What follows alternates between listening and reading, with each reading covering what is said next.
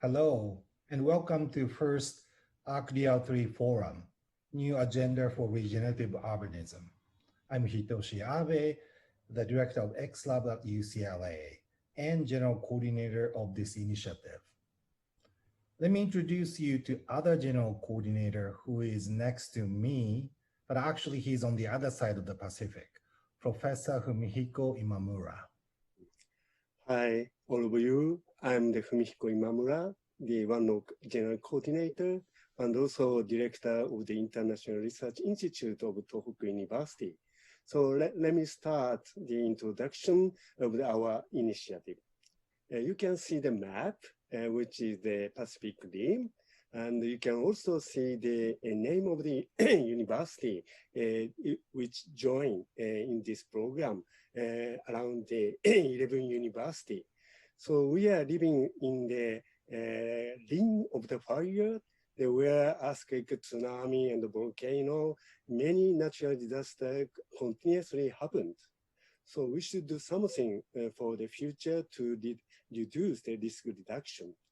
So what is the purpose of our initiative? To create the new integration of the theory and practice, which is the research and design, to make a new international platform through the exchange idea on the information to make the design, which should be reduce the risk reoccurrence disaster in the current and also future, and also enhance resilience. Next slide, please. So this is the main frame. We are cooperating with the APRU, Association of the Pacific Rim University, a multi-hazard program. It was started 1 year after 2011 Tohoku earthquake tsunami to make a research and education and contribution for the society. And this initiative mainly started with the UCLA xLAB, IRIDeS Tohoku University, and Miraikan in Tokyo, Japan. So as I said, the main idea is exchange or some new reaction between the design studio and the research group to produce or to make a new idea for DRR with a cooperation with the 11 university. Next, please. So this is the example of the natural disasters. Sorry, we are living together in the ring of the fire. So you can see in the middle, this is the generation of the tsunami caused by the earthquake in 2011. You can see the generation, propagation, and run up along the coast. It's caused the huge disasters and also multi-type disaster, earthquake, tsunami, liquefaction, and nuclear accident. So this is quite difficult to mitigate, but in the future, we need to focus on such multi-type. Next, please.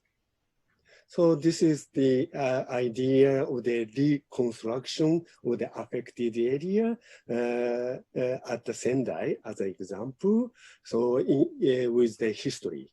Just 400 years ago, 1611, samurai had similar experiences of the disaster caused by the earthquake tsunami, and he made a reconstruction.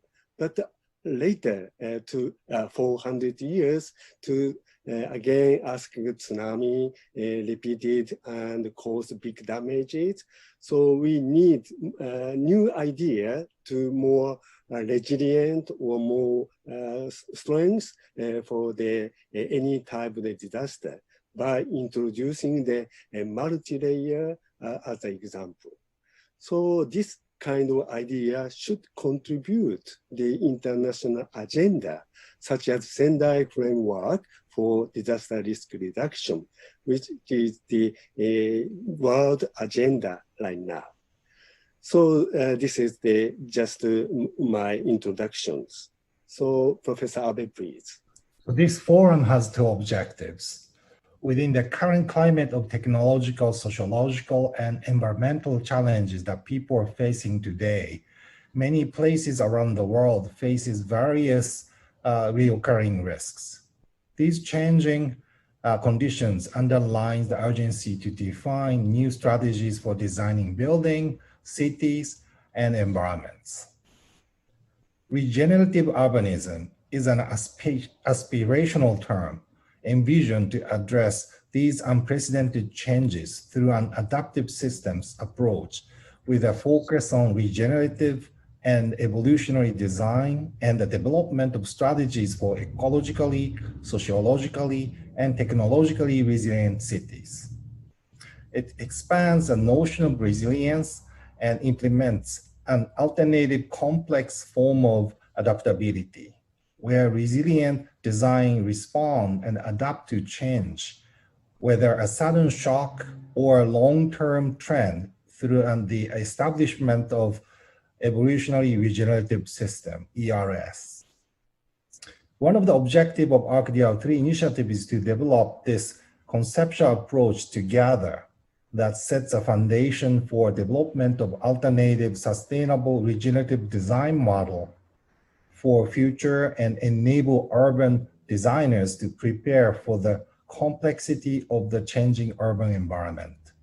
So the first objective of this forum is to kick off this process by sharing and exchanging various agendas for regenerative urbanism. Secondly, this forum would like to propose to embrace the changes in learning and teaching processes redefined by the current COVID-19 global crisis and take full advantage of the online format for its studio environments and ArcDR3 network that will equip next generation of practitioners with a new form of working. In this sense, we'd like to ask all of the studio from universities partnering with ArcDR3 initiative to establish the communication and collaboration among each other to form international online research community. Within these frames, the exchange of ideas, sharing the information, and the participation in studio reviews become accessible to ArcDR3 participants internationally. Students in this scenario will be able to expand their research skills and network by working within an unprecedented global studio format. Studios that will run in this innovative model will serve as a test ground for new and experimental studio environment, which potentially may be changing the modes of working for next generations. So let's work together. Today, we have 3 panels sharing the ideas and direction of the research studio. Each university is conducting through introduction of the syllabus. So the panelists will be introduced before each panel. But because we need to really know each other, first of all, let me introduce our esteemed respondents who is playing important role in this initiative. I do believe your feedback to the discussion will be extremely valuable. It is too bad that we cannot introduce you with your face due to the technical limitation, but let me try to read your name. And of course, please excuse me about my pronunciation.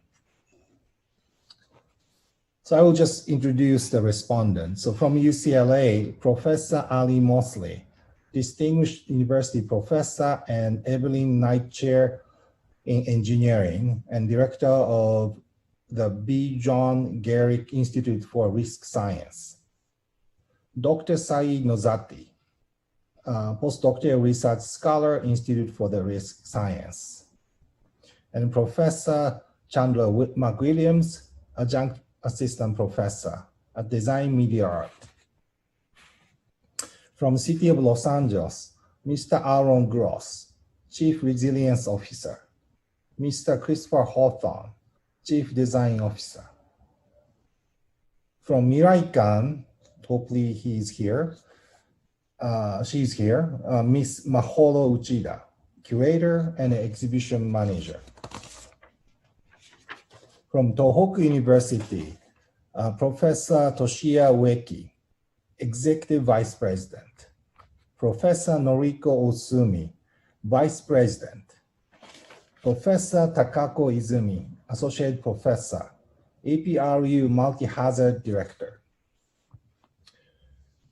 From Association of Pacific Rim University, APRU, we have Professor Christina Schoenleber, Director, Policy and Program. Professor John Randall, Distinguished Professor, University of California, Davis. Professor Hui Zhan, Professor Tsinghua University. Professor Cui Pan, Associate Research Fellow, National Taiwan University. Professor Sport Tishabola Sakun, Professor Chulalongkorn University. Professor Kuniyoshi Takeuchi, Professor Emeritus, University of Yamanashi. Professor Lalis Madigadara, Associate Professor, the University of Tokyo. From Tsinghua University, we have Professor Maoyan Shu, and also we have Wan Lin Wan, doctorate student. From University of Washington, we have a Professor Robert Hudson, affiliate associate professor, Department of Architecture. From National University of Singapore, we have a Professor Po Pei Pan. He's a head of architecture department. From National Chang Kung University, we have a Professor Huang Ting Wu, chairman and professor. Professor George Yao, distinguished professor. From University of Hong Kong, we have Professor Ulrich Kachoff, assistant professor. And University of Melbourne, we have Professor Donald Bates. He is associate dean and also the chair of the architectural design. From Pontifical Catholic, Professor Margarita Green, professor, and then also Miss Christina Woodbrough, Deputy Chief Resilience Officer for Metropolitan Regional Government of Chile, and Professor Magdalena Vicuna, Associate Professor, Institute of Urban and Territorial Studies. And also from University of Hawaii at Manoa, we have a Professor Ashkudos, Associate Professor, Department of Urban and Regional Planning. Wow.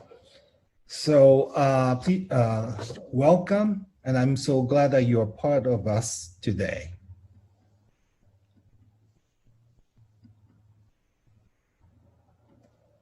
And lastly, I'd like to say thank you to all these partners who collaborated us to make this event possible. Without your support, this could not happen. So let's the event begin. Now, without further ado, please welcome today's event host, Professor Mohammed Sharif. Thank you, Professor Abe. It's a pleasure to be here. Excited to be here with each and every one of you. I'm going to be sharing my screen to introduce the structure of the afternoon, evening, morning, as it is for all of us at once. Let me see. Can you see my screen? Famous. Okay. Sorry? Okay. I'm in the right screen. All right, view. Okay, view. All right. I'm just going to keep going. So thank you again. So as Professor Abe mentioned, we will be running 3 panels over the course of this event. We're going to be kicking off with panel number 1 on Earth, on the subject of Earth, Wind, and Fire. And the idea is that each of the speakers will present for 10 minutes. And at the end of the session, we will be holding a discussion, a 15-minute discussion. I'll be fielding questions that are going to be coming in from the YouTube stream and other participants. I'd like to ask each of the speakers to stay within their 10-minute schedule and to keep us on time. I'm delighted to introduce from UCLA my colleague Jeffrey Inaba, from a little bit north of us at UC Berkeley, Professor Ron Rael, from the University of Tokyo, Professor Toshio Otsuki and Assistant Professor Takeo Hagiwara, and from Tsinghua University, Luo Dein. So without further ado, I will hand over to you and keep my eye on the timer. So over to Professor Jeffrey Inaba.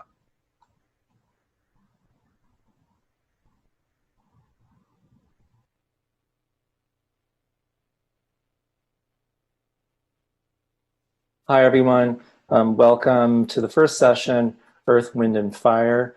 Gonna start the video or the display. This first panel, Earth, Wind, and Fire, will address the design, protection, and preservation of architecture from climate threats. We have 5 panelists, including myself. I'll explain our part and plan at UCLA. For the coming year, we'll study fire. This scene from the movie Volcano dramatizes the infernal effects that may happen upon an urban area. This footage shows downtown LA on fire, which now is not dissimilar from real life scenes in LA in recent years with the increasing and greater intensity of fires. Our study.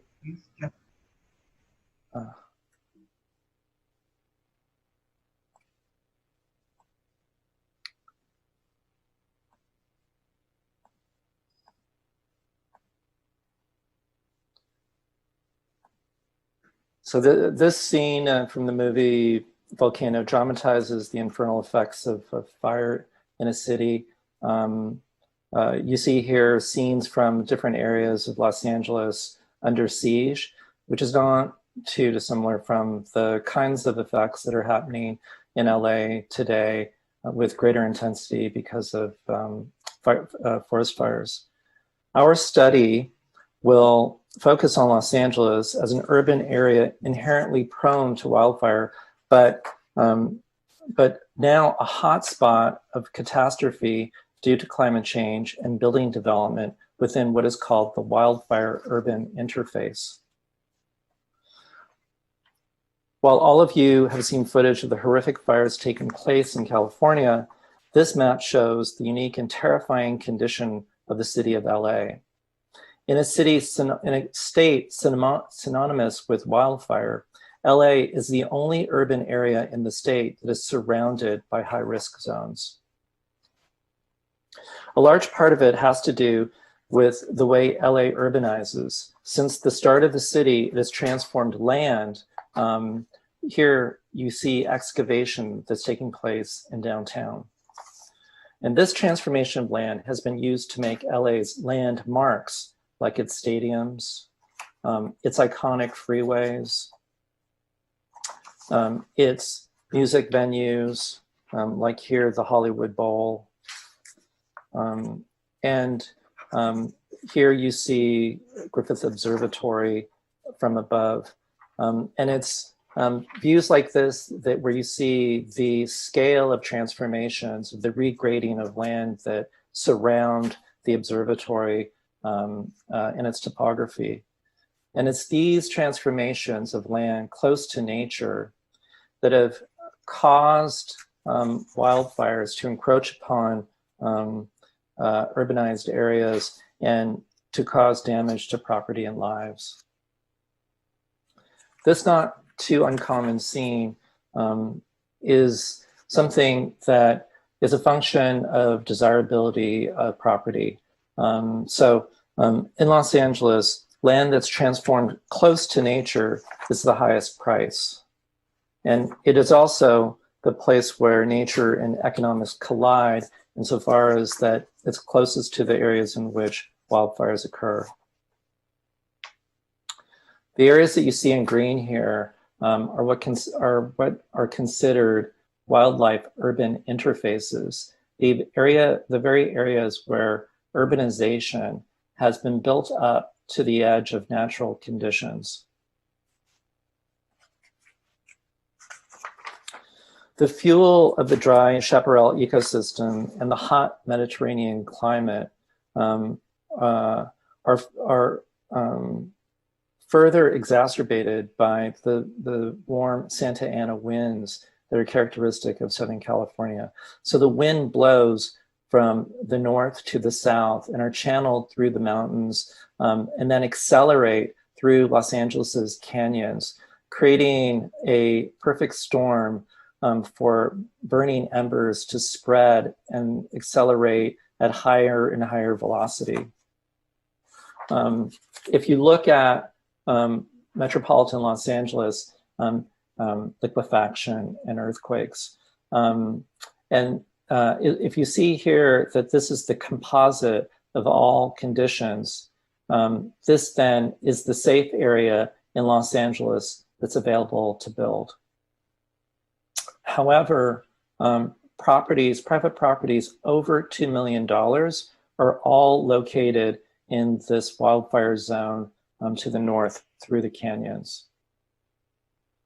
And so our thought is that in the future, if no measures are taken, that are the areas that are in the flatlands of Los Angeles, which are characteristically middle class and working income, will see the value of land change as these areas north in the canyons will no longer be insurable. We're going to look at technology in the studio. The technology that was used for land transformations during the 20th century was largely very crude at the beginning. The use of simple bulldozers to terrace land in such a way that would allow for construction to occur. But over the course of the 20th century, more sophisticated forms of land terracing, understanding geography and the geometry of the kinds of excavations that bulldozers could do, more sophisticated landforms were able to be developed, like this that you see here, which is in the Holmby Hills, an area in the northern part of Beverly Hills. And it's with these sophisticated geography technologies that development has been able to happen closer and closer to mountainsides. And more sophisticated tools attached to bulldozers have allowed for new types of geometries to be developed in those areas. It's also the bulldozer that is the core tool of firefighting all of these urban wildfires. And if we could take the analogy of the bulldozer as a crude form of technology that is both the source, but also the potential remediating force for the mitigation of climate threat, what we plan to do in the studio is to think about contemporary technologies that could be used to mitigate climate threat and specifically fire, which may very well be some of the instruments and tools that have gotten us to this place insofar as planning and design are concerned. We're really excited to be working not only within the Department of Architecture and Urban Design at UCLA, but also partnering with UCLA's Department of Engineering, UCLA's Department of Urban Planning, Media Arts, as well as the City of Los Angeles' Mayor's Office of Mohammed, Dr. Ali Mosley, Dr. Saeed Nozati, Kian Go, and Chandler McWilliams. The studio flow for the coming year will be broken down into 3 parts. In the fall term, we'll be doing research, and a unique kind of research for us, which will be focused on simulating fire conditions in Los Angeles. So we'll be working with the engineering team to develop simulation models of the spread, the source and spread of wildfires and the effects that they'll have on the urban infrastructure. During the winter term, we'll develop scenarios and strategies that are based upon the simulations that we do. And in the spring term, we'll leap into action insofar as developing designs that address these conditions in a regenerative urbanism form. Unique to the way that we're envisioning this is that Professor Abe and I will be running parallel research and design studios. Hitoshi will be running a Master of Architecture studio for the entire year, and I'll be leading a postgraduate architecture and urban design studio for the entire year as well. And we look forward to exchanging information across those channels. Thank you very much for your time, and it's my pleasure to introduce our next presenter, Ronald Rayall of UC Berkeley.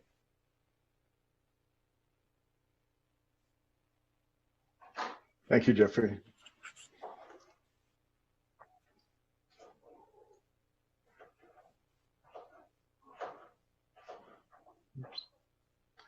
I'm going to share my screen.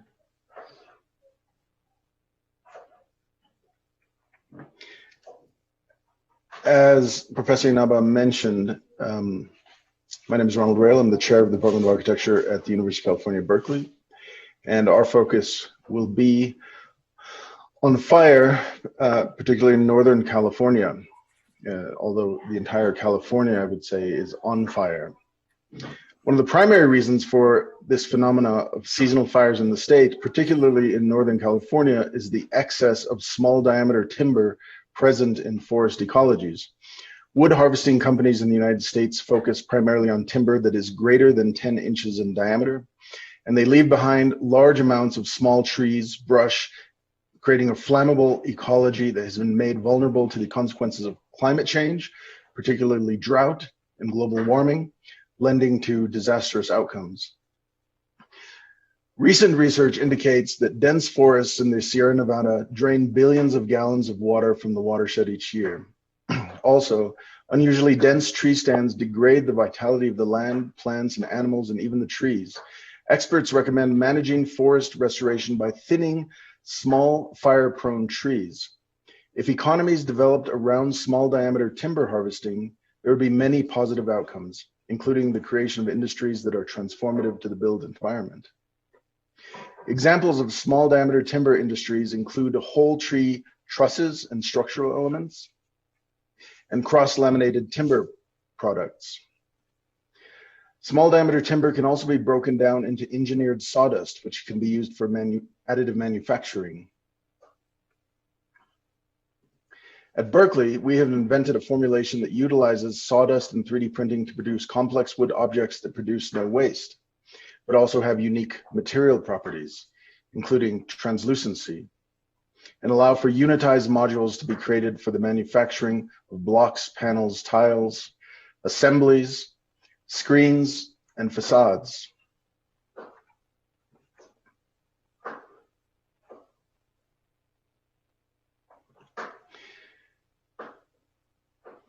California also has a long history of fireproof earthen construction, buildings made of unfired clay, just local soil, adobe, and the use of ceramic materials for the roof, which has been overlooked in contemporary design. At Berkeley, we have been developing strategies for 3D printing using earthen materials. We are addressing these challenges through the development of a mobile and lightweight robotic 3D printing setup that can easily be transported to the field or job site, The robotic 3D printer can be combined with a continuous flow hopper that can print wall sections and enclosures up to 2,200 millimeters in diameter and up to 4 meters tall, structures considerably larger than the printer themselves. The printer can be picked up by 2 people, it weighs less than 100 pounds, and be relocated in order to continue printing. The printer is used to 3D print local soil from the construction site and where there is a tradition of building with Adobe. The mud is free and can be dug directly from the ground or surrounding region where the walls and enclosures are being printed.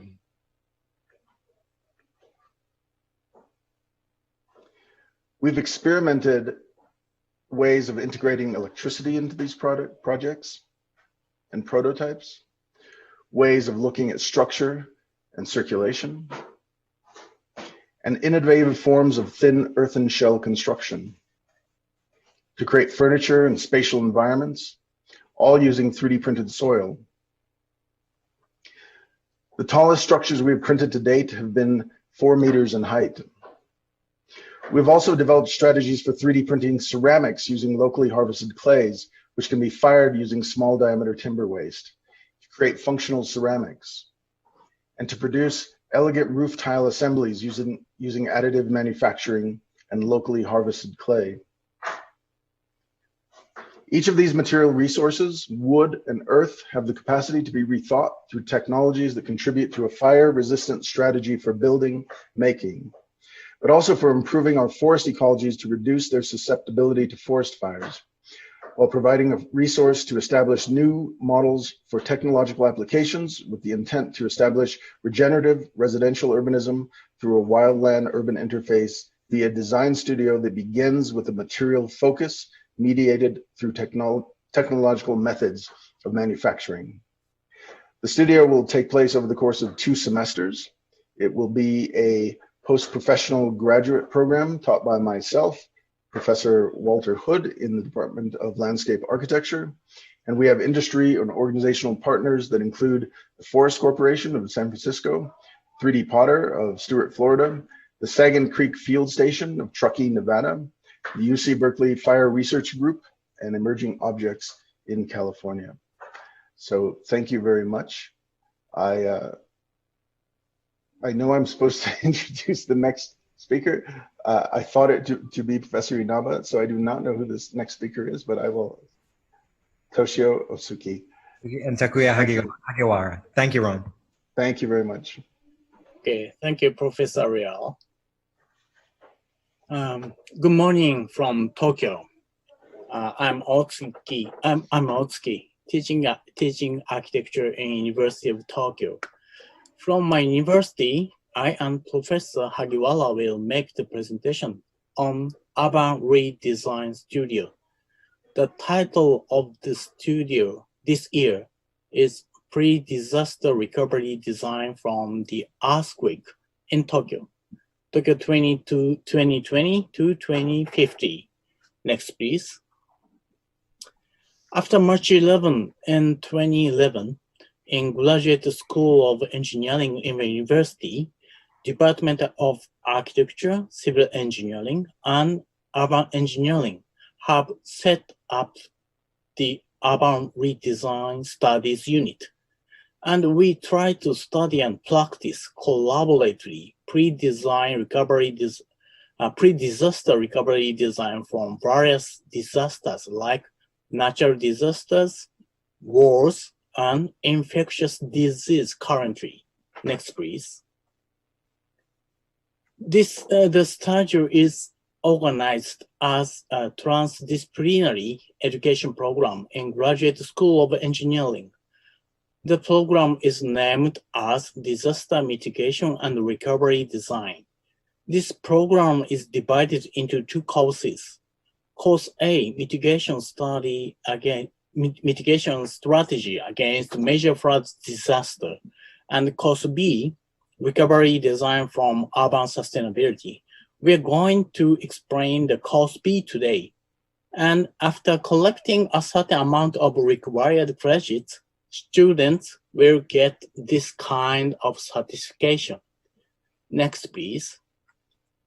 From 2014, every year in summer and winter, we practiced variety of different types of natural disasters like those pictures: earthquakes, landslides, and nuclear disaster in Fukushima.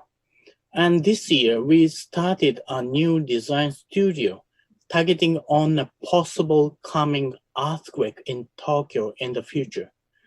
Professor Hagiwara is going to show how it is going. Professor Hagiwara, please. Thank you, Professor Otsuki. I'm Takuya Hagiwara, assistant professor.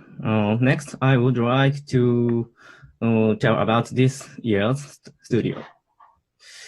We have already studied our studio from April.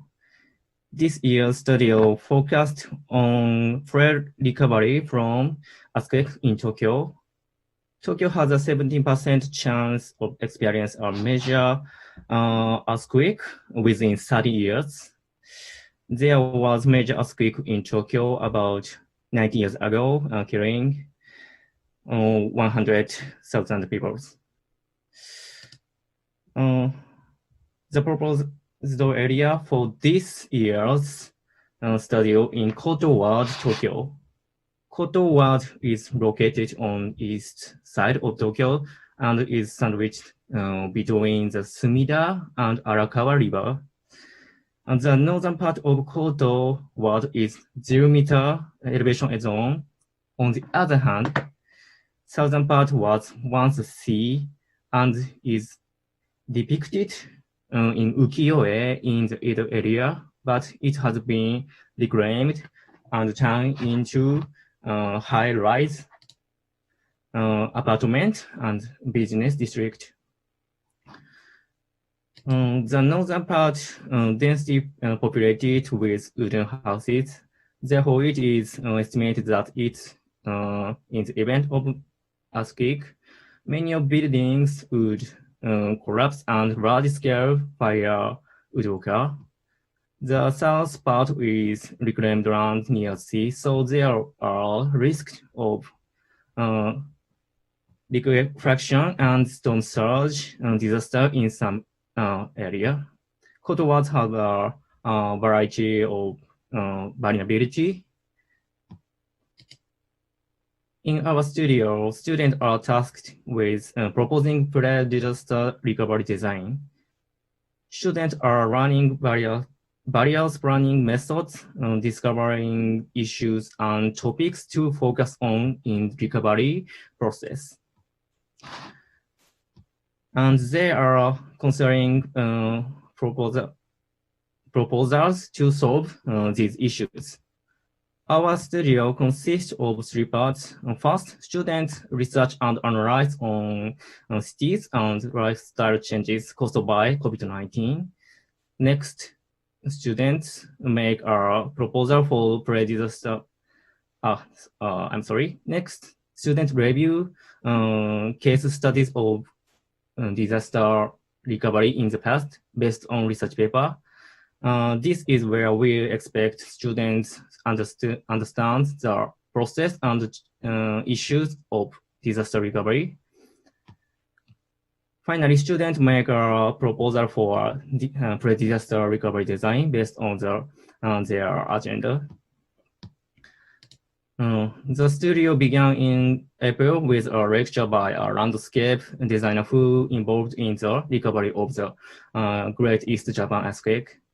At the end of May, the research part has been completed and each group has set the agenda. Now, students are working on their final pre-disaster recovery design. Due to COVID-19, we use Zoom to conduct all of our lecture and instruction online. We have Zoom rooms for all members and for each group.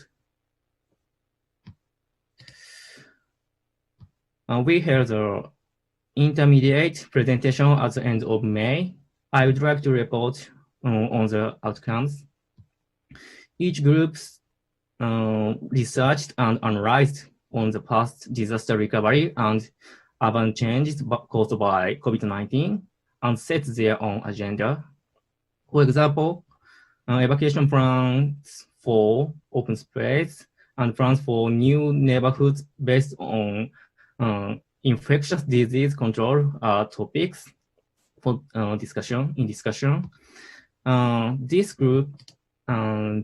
group has created a hazard map of infectious disease using density as indicator, focusing on population density and the area of open space.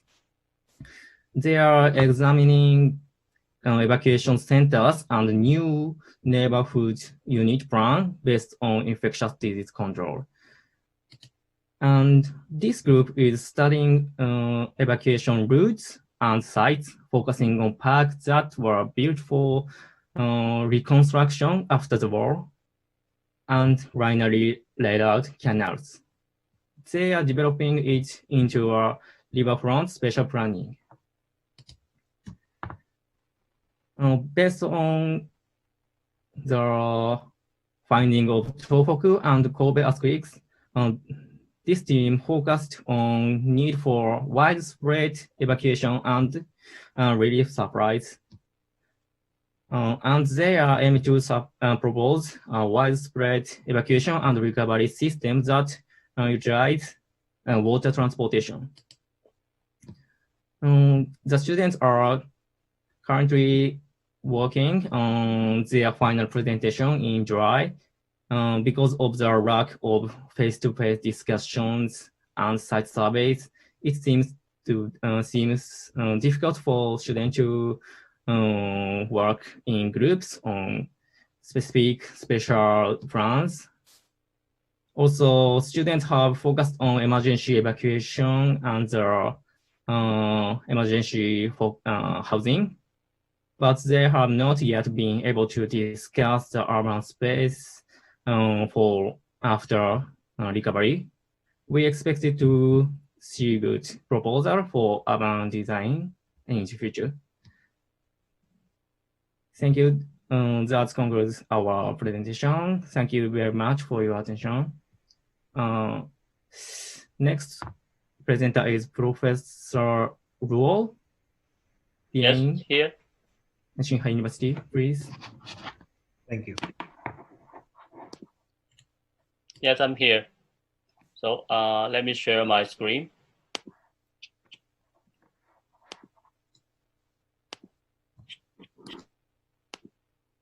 Okay, can you hear me? Can you see the screen? Yes. Okay.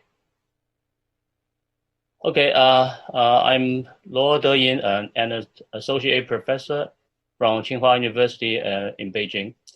And I'm on behalf of the Joint Studio of Postgraduate Design of Shaji Village in this fall in 2020. And this joint studio consists of 4 universities. They are Tsinghua University and Zhejiang University, Huaqiao University in Xiamen, and Southwest University for Nationalities. It is located in Chengdu City.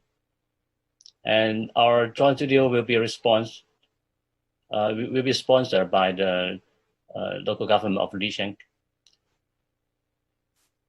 And first thing we need to know about this village is its location and geology. And it is located at the edge of the Qinghai Tibet Plateau, very near to Sichuan Basin, with an altitude of 2,300 meters. And Lixian County is a very famous tourist place in China. It's very beautiful in landscape and geology, especially in the time of fall. And the second thing we need to know is the Jiarong Tibetan. And as we know, the population of Tibetan in China is about 6.3 million, and they are living across a large area consisting of many branches. But most of Tibetan's lifestyle is nomadic. And Among these branches, a special one is Jiarong Tibetan, who is a small branch and who resides mainly in the highland of northwest Sichuan province. They are not living on nomadic, but on agriculture, which is very different from most Tibetan people. It is said that they are descendants of indigenous people, Tibetan migrants, and troops. The third thing we need to know is the 2008 Wenchuan earthquake. It is the most devastating earthquake in China since 1949. And it happened in May 12, 2008. And the center of the earthquake is Wenchuan County, Sichuan province. The magnitude is 8.0 and causing deaths of almost 70,000 and missing almost 1,800. And the direct economic loss is 845 billion RMB. But the place we are going to design is pretty lucky. It's very close to Wenchuan City at the center of the earthquake. But as we can see in this map, the fault zone of Wenchuan earthquake is very narrow and running from southwest to northeast. And although it is very close to the center of the earthquake, but it has no great damage in that day. And this map shows the relation in location. And from the Chengdu city, capital of Sichuan province, to Wenchuan County, the center of 2008 earthquake, the distance is 144 kilometers. And from Wenchuan to Lixian County, 56 kilometers. And from the county seat to Shaji village, where our design joint studio resides, it's 40 kilometers.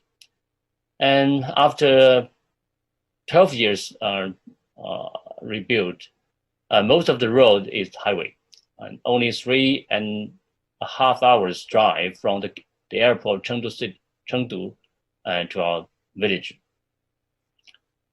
And this is our first investigation on January 18 this year, right before the outbreak of COVID-19.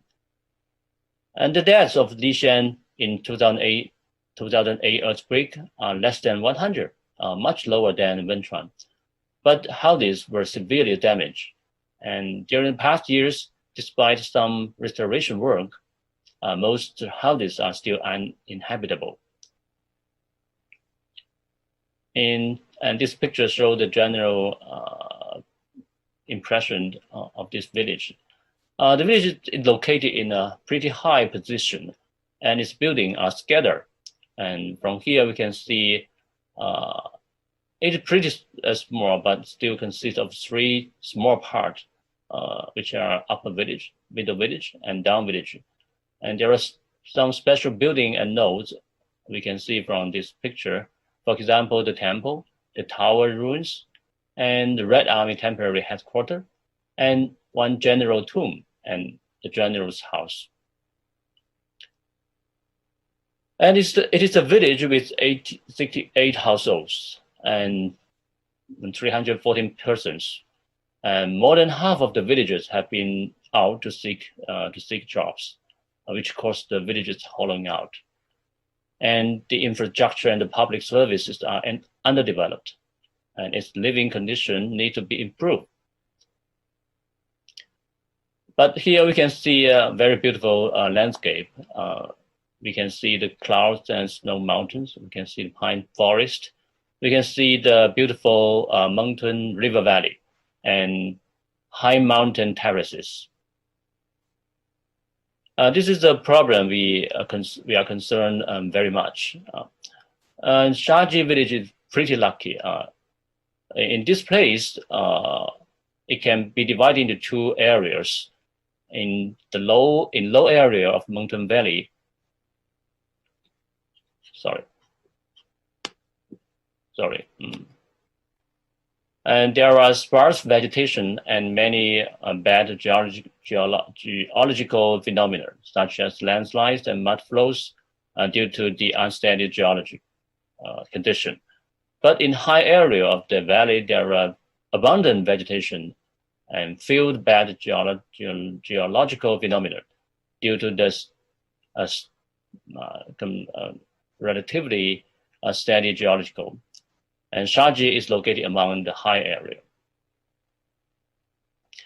And its economy, not bad. The villagers are mainly living on fruit and vegetables. And the annual output of fruit is 440 tons.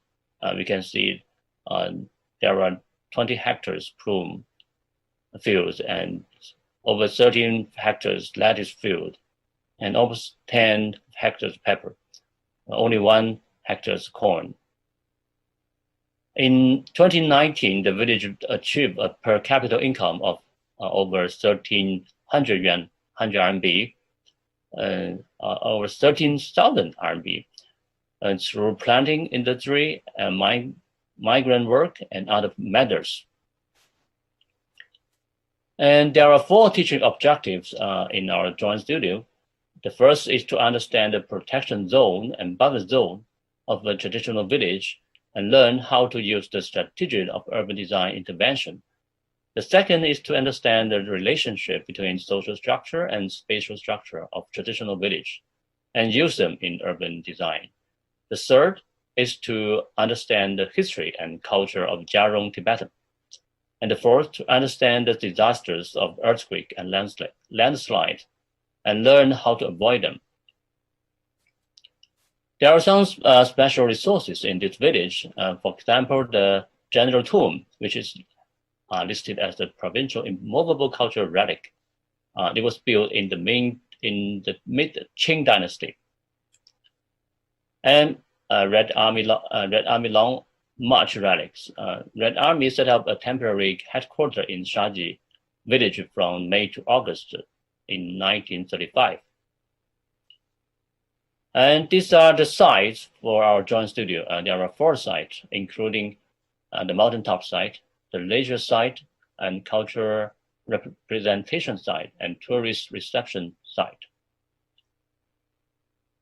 And this is our teaching schedule for the whole semester in this 16 weeks. It can be divided into 8 stages or steps. And the first is opening, and then pre-studies. And the third is the field survey and field design is very important part in our joint studio. And then we go back to our university, do our pre-design work, design development work, and optimization work, and then result report. After that, we are going to publish our product. Yes, this is a very general introduction for our joint studio. Thank you very much. And then I think our next speaker is my old friend and almost my tutor, Professor Wei Jin from Hong Kong University. Thank you very much. You are very welcome. I actually think that's the end of the panel. Okay.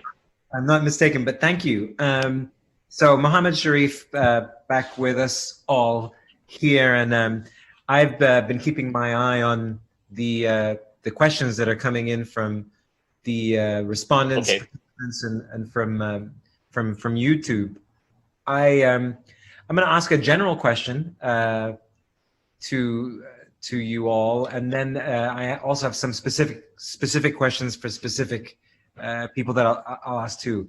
But for all of the speakers, from Professor Dana Cuff at UCLA, the general question is how does each of your studio projects, your briefs, build towards the symposium's proposed new theory of regenerative urbanism?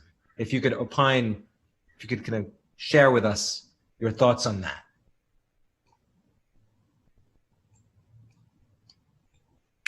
Well, I could start. Okay. Yeah, if you like. I mean, I think that the idea of regenerative urbanism for us is the idea that if one previous model was to create barriers against climate threat, and another model, a more recent model, is retreat, I think that regenerative is the more proactive form to retreat, where the idea is that in the future, there will always be a dynamic relationship between threat and growth, and that this would require a form of urbanization that would allow for or anticipate damage to occur, but to reduce that damage and threat, and to allow for areas of the city to grow in terms of open space and other types of urban design that would be resilient to threats. Thank you. You mean the new urbanism? Meaning, so the title of the symposium is New Agendas for Regenerative Urbanism. So the question was, what's your take on this notion of regeneration? That's a special problem, especially for the villages in China. You know, there are 1.4 billion people in China, and 19% of them, if you go back 30 years ago, 90% of Chinese people living in countryside. But right now, less than 50%. And most villages have been hollowing out. So they are not disappearing, but almost every village, half of the villages have been into the cities to seek their job. But still, almost half of the villagers are still living in their old village. So what can we do for the people who still remain in the village? So this is a big problem. So too many of them, and the government need to provide the common public service for the equal right. But they are living across so large area, and they are scattered very much. So it's a very high cost problem. So we are doing this difficult problem right now. We are trying to choose some village to raise the attractiveness of this village, to remain, even increase the population of this village. But we can do for all of them. We can only choose some of them to do some work. That's still a big problem. So. Thank you. Hamid, may I jump in here? Of course, please. So there are two factors that are contributing to the decimation of the forests in California, and one is the timber industry that harvests large diameter timber, and also the fact that there are no industries that harvest small diameter timber, such as there are in Europe and Canada for cross-laminated timber. So the theory in place here is that there can be a synergy between architectural construction development using new industries that improve the forest's ecology and health. And so it will be through the making of architecture that forests are actually regenerate, but also allow for new types of architecture to flourish in these ecologies that exist right at these edges, rather than encroaching upon these edges and further damaging these ecologies through construction. So that's one theory. The other theory has to do with the use of local soils for fire resistance. And so when we do employ, or when we do introduce architecture into these landscapes, we introduce them in such a way that's also not harmful to the environment, but is also resistant to fire threat in the future. Excellent. Thank you. Can I? Please. Yeah, I'm from Tokyo, and our title of our studio is Pre-Disaster Recovery Design. I think that is very important to this discussion because when you think of urban regeneration, we cannot divide every activity toward urban regeneration. We cannot divide disaster time activity and normal time activity. Every activity should be based on the possible disaster. So we are now targeting on, always targeting on what is the condition from the possible disasters. So when you think about urban regeneration, we should always think about pre-disaster recovery design. That is our point from our university. I'm going to follow up with actually with another question from Professor Cuff, and I think it's a really good one for us to think about together as a community. It's back to this issue of regenerative urbanism, and Professor Cuff is saying she doesn't feel that she's not clear on how the notion of regenerative urbanism differs from resilience, and what might our thoughts be on that subject.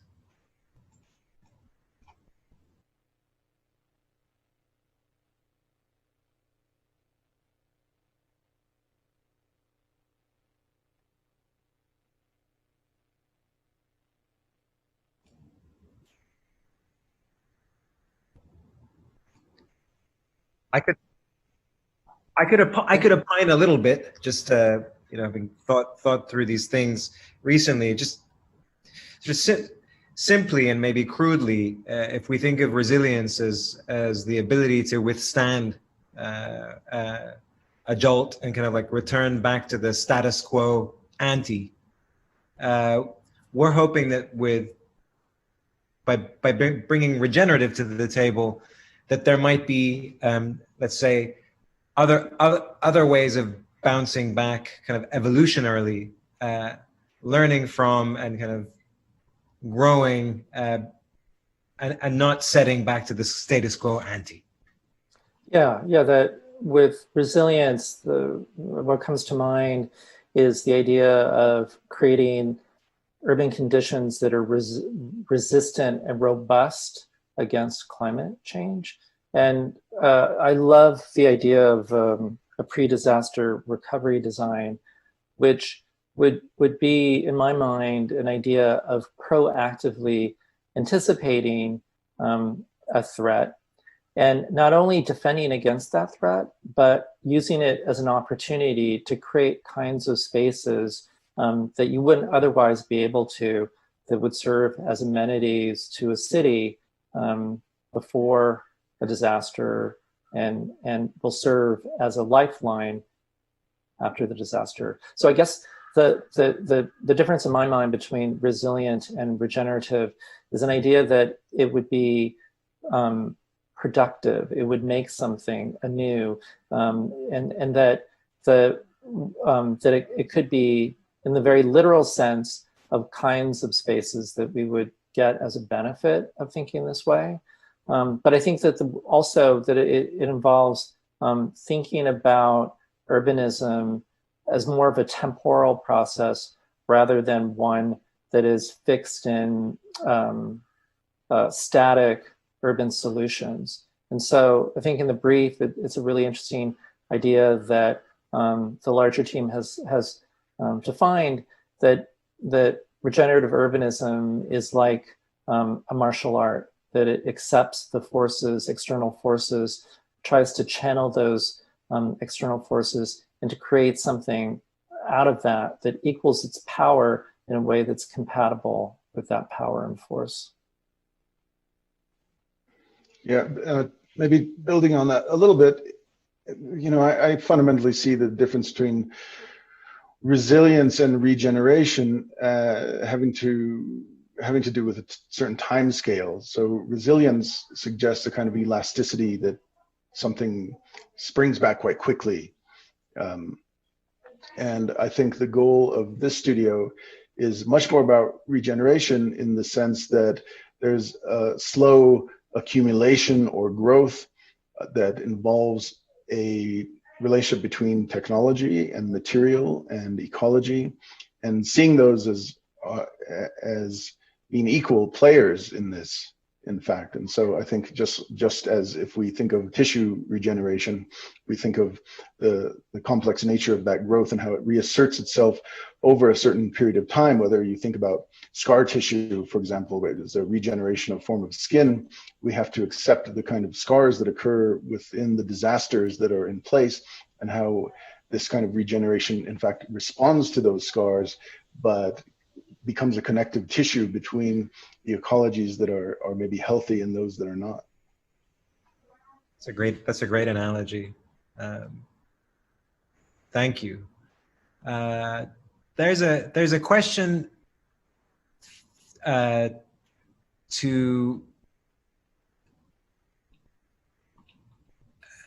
just reading right here, from Ulrich Kirchhoff.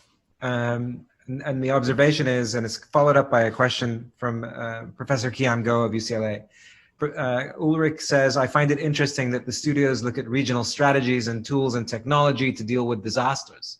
It would be good to see synergies and how to learn from regionally specific strategies by sharing research and organizing joint reviews. I will say that I'll sort of answer that. We're doing it, and there's a website that I will share with everyone later on. It's a multi-year initiative, and there will be a lot of interaction. And Professor Go is saying, I'm wondering where the intersections among regional geographies and risks and approaches are. And thoughts on that? Well, I mean, my sense is that strategies are being formed from specific local threats that can be generalized as approaches to urbanism wherever the case may be. So, for example, what Professor Real was saying about thinking of it and as an analogy to regenerative tissue, that as an idea might very well stem from his observations about local Northern California conditions of wildfire threat in relationship to forestry. But out of that comes a larger, more generalized concept. And I think the same thing could apply with what the University of Tokyo team, Professors Otsuki and Hajiwara, are saying about this idea of pre-disaster recovery plans, that any city, that a city like Tokyo that is exposed to recurring disasters could be very well the wellspring for other cities that may not anticipate and have disasters with the same frequency, but still could think about it as an idea of anticipating disaster, always planning for it, with the short-term benefit being new kinds of urban space that result from evacuation paths, but on the other hand, long-term benefits of more human safety. Great. I think one of the exciting things about this initiative is that we will find the differences, for example, between what causes fires in Southern California versus Northern California. And in our own provocation at Berkeley, we are proposing earthen construction, which must look at seismic resistance, which traditional earthen construction did not. And so I can see the relationships that would span across the Pacific to look at that kind of expertise and local expertise about seismic resistance as well, in terms of new kinds of construction techniques.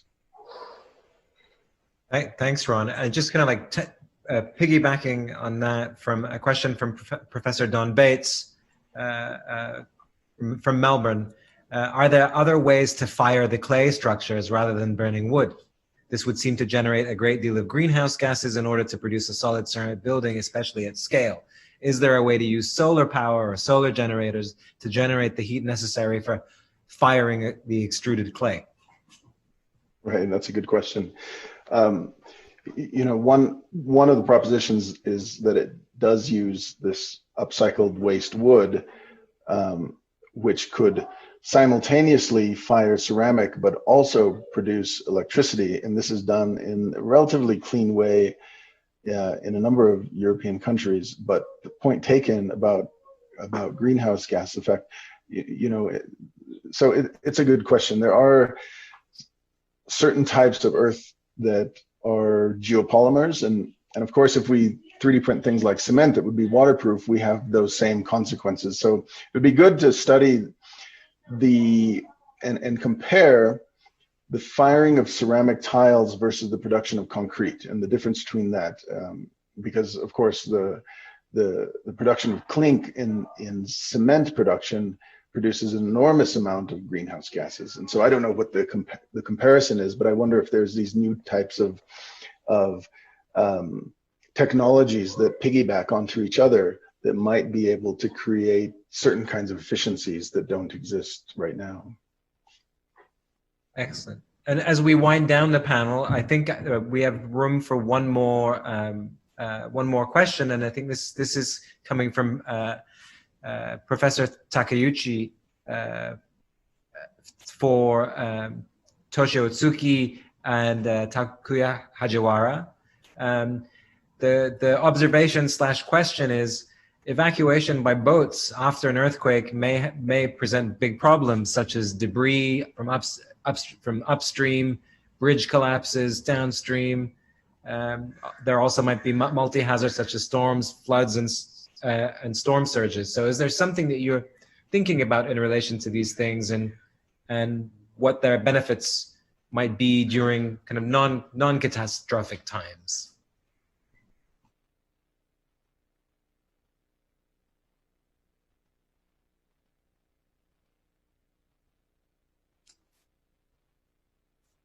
Yes, it is true that in the disaster time, when you hire the boat to evacuate from the disaster site, it could be very, very dangerous. But from that point, we can make some proposal for the mechanical design team, what kind of boat should be designed in that kind of difficult time, and we have to. I think we are going to able to collaborate with mechanical designers or mechanical scholars. So that's a great answer. I think it touches on, you know, issues of the difference between resilience and regenerative urbanism. Back to Jeffrey's point earlier, that it's going to involve some lateral thinking, unconventional thinking, unconventional alliances, and thinking architecturally about what that boat might be, what that arc might be. Yeah. So we're actually right on time. I move that we move to our first of 10-minute Zoom breaks, get some circulation going, and that we meet back again in 10 minutes. Thank you, each of you, and thanks to the audience for the questions. I did not get to each one, but I do think that we now actually have a very valuable live document that we will share with everyone as food for thought, because questions not asked on air can still be ruminated on over the course of the next few days, months. So again, thank you, and we'll see you in 10 minutes.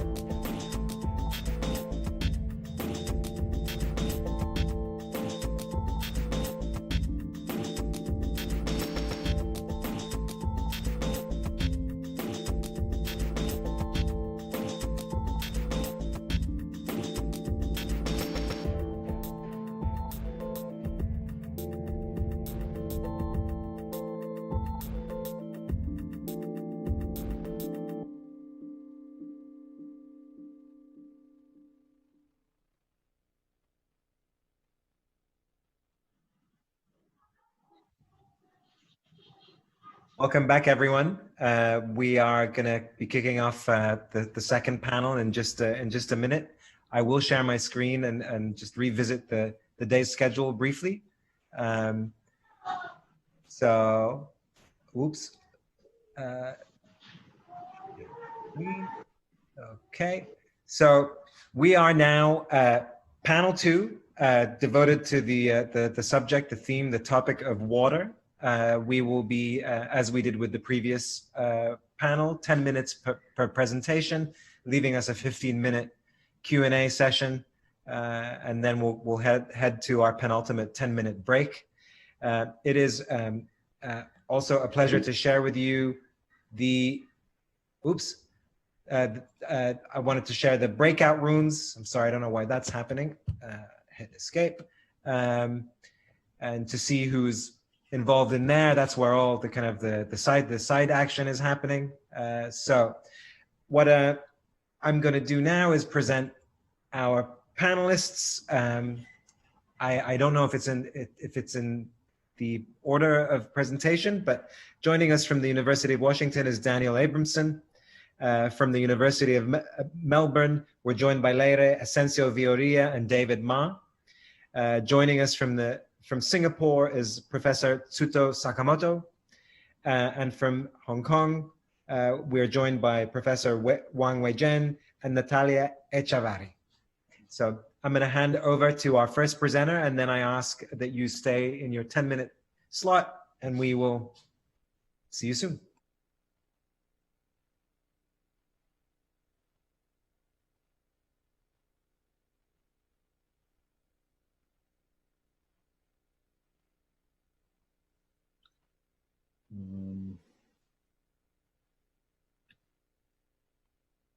Thank you.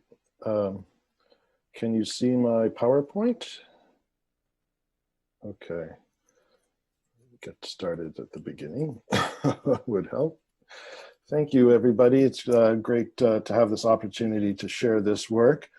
The syllabus that we submitted from the University of Washington, that is from myself and my colleague Ken Oshima in architecture, I'm in urban design and planning, the University of Washington, is a studio that will continue work that has been already taking place along our coast on the Pacific coast of Western Washington State, in which we incorporate, although the focus here is on water, a multi-water hazards approach to engaging communities for resilient or regenerative urbanism. And I'm eager to get involved in that discussion about what the difference is between those comments. The project that we've been doing has been going on since actually just before the 2011 earthquake and tsunami in Japan, which has really informed deeply what we are doing here in Washington in the Pacific Northwest of the United States. And the, I'd say the unique conditions or the unusual conditions that exist for this section of the Pacific Rim of Fire, a subduction zone type of earthquake and tsunami that we face, is that unlike Chile, unlike New Zealand, unlike Japan or other places, or Alaska, even anywhere else along the Pacific Rim of Fire, we see very few earthquakes and tsunamis of the scale and damage that occurs elsewhere around the rim. So we are talking about how do you prepare a community for to plan and to design proactively, to do pre-disaster planning when the community has not experienced this in living memory or even written recorded history. And therefore, being part of a Pacific Rim community, a larger global community that has experienced this kind of event, is really very important to the way these communities here are planning. That is one key factor I'd like you to keep in mind as I go through this presentation. The other one is that we are also facing sea level rise. And we are very interested in the interaction between seismic and tectonic hazards and climate change related hazards. And this may be a unique or at least very unusual studio in that we bring in information of both types of hazards, and we overlay them on top of each other to look at how communities can adapt. This is also based on a very complex and large multidisciplinary scientific collaboration within the university and beyond, including the United States Geological Survey, and NSF, National Science Foundation funding that is ongoing. And it looks at the cascading science, as it were, of the basic subduction zone geophysics, the various hazards and effects on infrastructure and buildings that are generated out of those, and ultimately how they all come together in a participatory community planning engagement. So what we're talking about is this really big earthquake. And I'm going to try to go a little bit more quickly here, because although I thought I was the moderator and therefore keeping time, so I'm really going to try to keep time myself as the first person. Don't worry, I'm watching you. You're doing it, great. I may need it. So we are facing, as I said, a similar earthquake to what we've seen in the Indian Ocean or in Japan recently or in Chile. We don't know when it will happen, but we know it will happen. And we do know something about the similar conditions that exist off our coast to those elsewhere on the Pacific Rim of Fire. But it was really not since 1700, over 300 years ago, that the last time this fault ruptured and created a megaquake of a magnitude 8 or 9. Magnitude and its tsunamis, resultant tsunamis. But between the geoscience and Native American history, oral tradition, and also correlations with written records going back centuries in Japan, we've been able to put together a timeline that shows roughly what recurrence these events occur at, and what the probability seems likely to be that another event like this will happen in the next 50 years. So we're facing maybe a 10 or to 20% probability of a large M9 event, similar to the Tohoku event, in the next 50 years. We've been actively collaborating with partners in Japan, especially at Tohoku University and IRIDeS, where we were just last November for the World Bosai Forum. Have been paying attention, as I mentioned, to the impacts of the 2011 event in Japan, and comparing the many similar conditions that exist in our coast to those there, that would suggest that moving to higher ground, or at least having certain important facilities of a community on higher ground, would be a really wise idea. If we look at the tribal communities around the coast, along the coast and around the Pacific Northwest, most of those lessons have already been embedded in local practice. But in the non-tribal communities, those that were built by settlers in the last 150 years, colonists and from Europe primarily, there isn't that memory. And the locations of those newer non-tribal communities are in much more hazardous areas. So for example, they are either beachfront resort communities, retirement towns on low-lying spits, or fishing villages that are also on low-lying sand peninsula, with very little high ground to run to or move critical facilities to. So since about 2010, there's been this effort to build vertical evacuation structures. I'm going to quickly go through what the character of some of these communities is here. They are highly vulnerable, highly seasonal. They're very difficult to mobilize the population to support politically and to pay for the kind of infrastructure that would mitigate the effects of a major event, the vertical evacuation structures, for example, that would be necessary. And yet they've done this in the community of Westport, which is our partner community for this syllabus, for the studio, and for this project. And they've already rebuilt their elementary school in the Acosta School District to serve as a vertical evacuation structure for such a large tsunami. And this is the first such structure to be built in North America.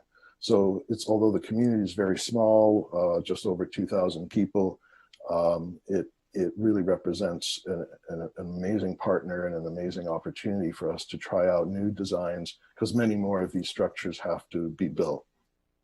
And yet we want to make sure that we do this as on the basis of existing values and existing identity in the community. So what is it that, rather than just have people be scared about what might happen and having seen what has happened elsewhere, how can this community learn from its own history of adapting to a very changing environment, because even the shape of the peninsula and its location have varied greatly in the last 150 years.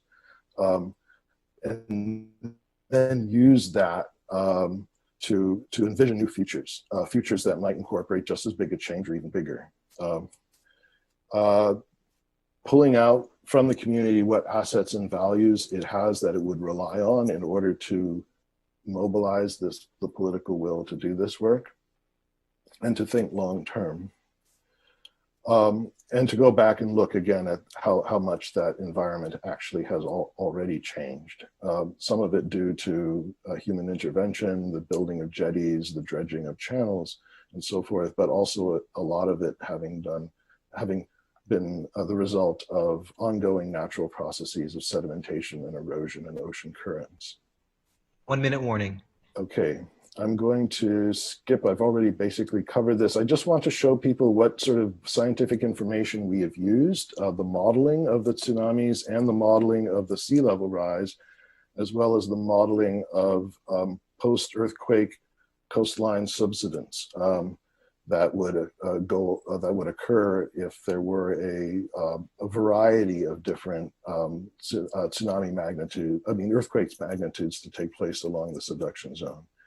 And these provide us with different maps that, when overlaid or compared, allow the community to be thinking about what strategies would accomplish more than one or mitigate against more than one of these hazards. So what is the most robust strategy that could be followed over a period of different time horizons, depending on when the events might take place? And then finally, how could these structures or mitigating strategies be most useful to promote ongoing development, even if the event doesn't happen for well over 50 years or even a couple hundred more years? How could these investments be worth it? So that's really the challenge for design. Where we do this, what form they take, what benefits they are accrued to the community, and then finally, I'm just going to quickly jump to the end.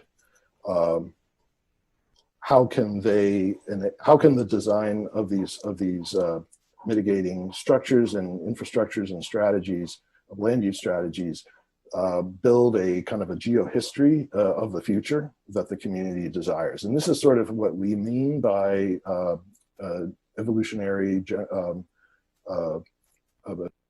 generative urbanism. I mean, this is, it is resilience, but it's more resilience in the form of socio-ecological theory and systems rather than resilience in a structural sense, which is to bounce back to what existed before. So I think that's about all my time. Thank you. Thank you, David. Thank you. For our next speaker. I have to stop sharing.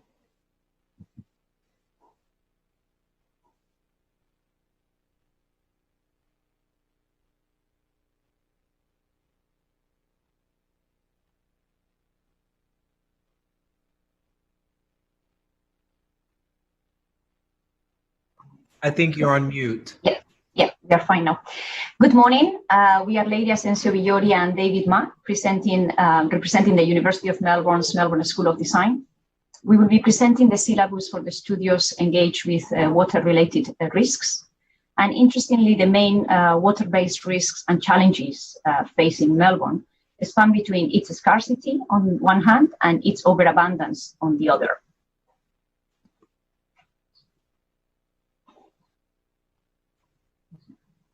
Melbourne's projected water shortages are already threatened by the pre-COVID population growth, where the city has been the fastest growing city in the country and had been on target to overtake Sydney.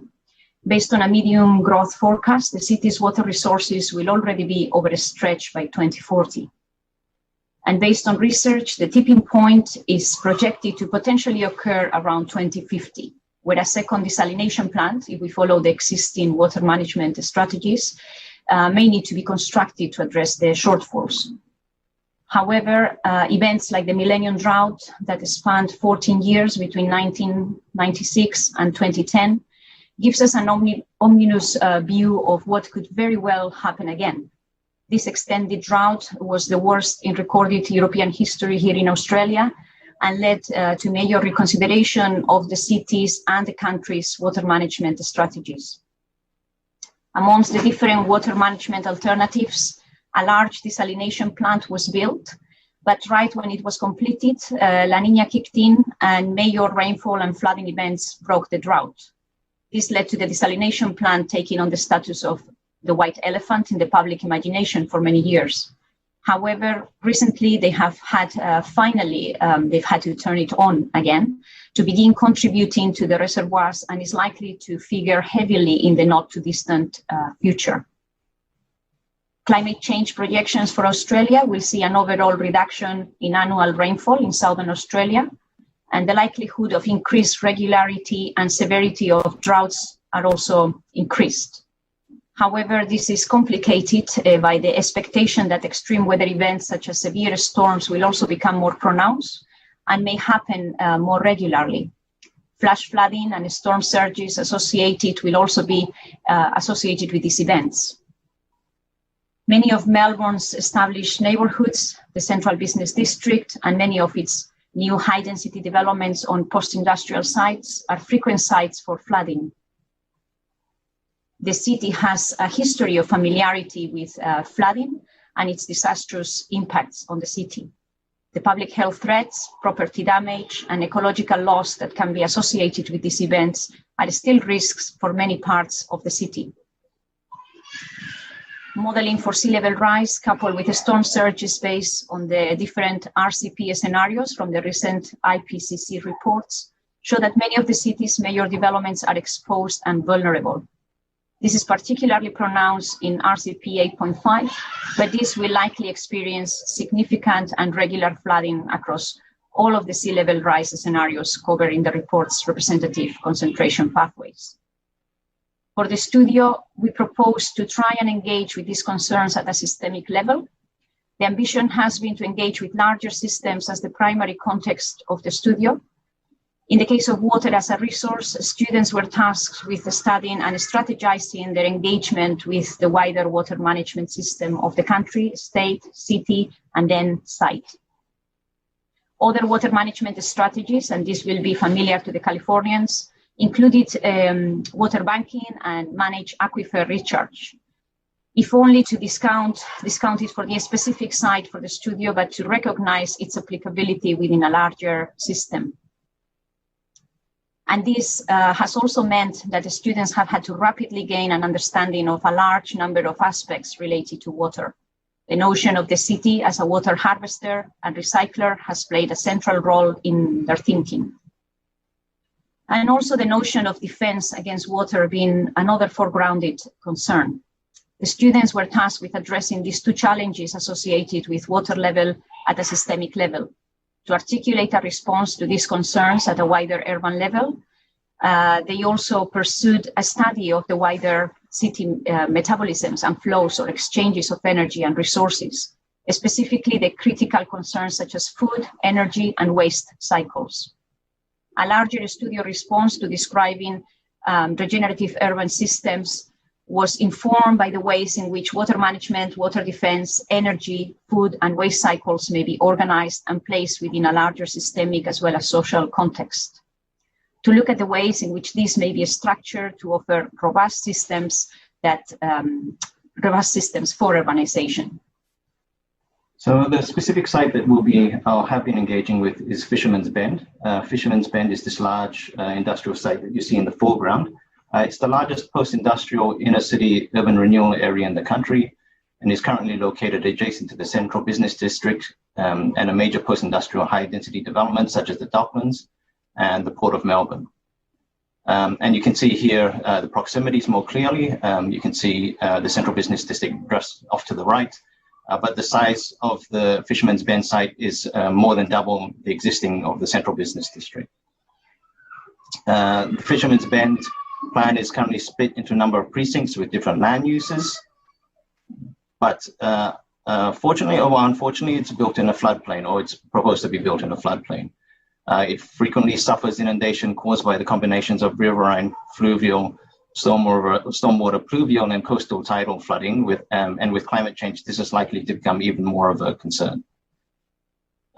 We can see here from the low-lying and flat topography that the site is very exposed, which is made very explicitly in this model based on the 2,100 conditions without mitigation strategies in place. The site itself has a long history of association with fluctuation and movement of water. The indigenous memory of the site spans over tens of thousands of years through their remarkable oral history.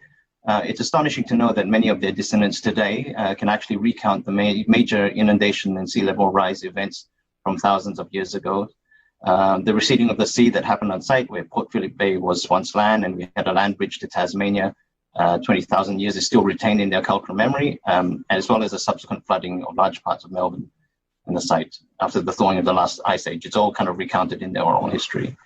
The European industrial history has also left its dramatic mark on the site with the major rerouting of the river with the red dredging of Cootes Canal. So we can see here the dark blue line is the existing line. That's the kind of dredging of that to kind of bypass the original alignment of the river. This is just some views of the kind of dredging process. And it also has a history as a major dumping ground and a center for major noctis trades in the 19th century, the abattoirs, asphalt plants, and foundries. But in the 20th century, it would become the center for Australia's automobile manufacturing and engineering industry. And it was also the center for major war efforts, and that defense legacy still remains on site. But its industrial history is now largely history, along with, you see here, this is an old factory for the Australia's car, the Holden. That's also history too. We no longer have Holdens. But Fisherman's Bend was rezoned by a previous coalition government in 2012 as a capital city zone, meaning that it was open up for speculative real estate and business development and investment. This is largely what it was initially looked like it was going to be. But there's been a change of government, and that has also meant that some of the initial ambitions for the site have been rethought. And a major emphasis is now placed on the site as an employment innovation cluster, where there's an ambition to cultivate a research and business ecosystem, which is to plug Victoria into the larger global technology R&D-led economy. So leveraging research into advanced manufacturing and other technological focus has, such as the presence of the defense exploration of advanced vehicles, which currently exists on site. The University of Melbourne itself, the School of Engineering and Architecture are amongst the major anchor institutions that are going to set up tent here. And Fisherman's Bend is likely to be one of the major developments that will get attention in the current search for a post-COVID recovery and stimulus. So it seems to be pegged for that as well. For the studio structure, we have a larger objective of developing design strategies and proposals that draw from urban design, landscape urbanism, and architectural approaches that provide models for urbanization that adopt regeneration, resilience, and adaptability as its main design determinants. We will and have just actually completed the first studio that looks to contextualize these ambitions within the specific urban and ecological systems in Melbourne and Fisherman's Bend. We are planning on doing a second iteration of the studio next semester. The students are tasked with developing prototypes and frameworks for how urbanization may be framed to address these issues, particularly related to water and resource challenges. Since we've just completed the final review for the first iteration earlier this week, we can just kind of run through some of the phases of the studio, and this might be tuned in response to kind of a feedback kind of loop of seeing the outcomes of the first studio. But in principle, the students are invited to see the site as a series of larger systems and metabolisms in the city, and also understanding the city not as a static thing, but something that actually fluctuates and changes. So it's to see the site of the city as a culmination of these different systems. They develop prototypes would have that also equally have that kind of understanding of and interventions with into urban areas and urbanization as systems which have variables in time and are about exchanges of energy, material, resources. All of these things are embedded in their logic of developing a prototype at one scale. And then finally, there's a kind of development of a framework and a larger kind of series of the kind of instantiations of the prototypes, which actually give us a more tangible view of their kind of urbanization models. And that's. Thank you. Thank you very much. Thank you so much. Thank you.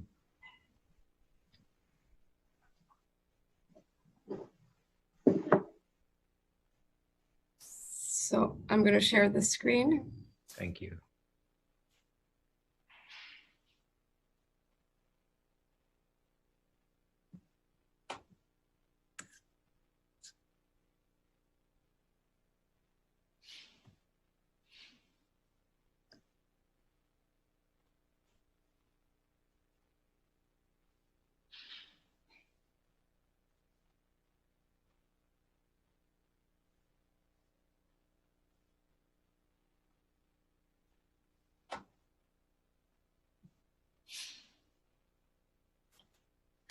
Wait, Jim?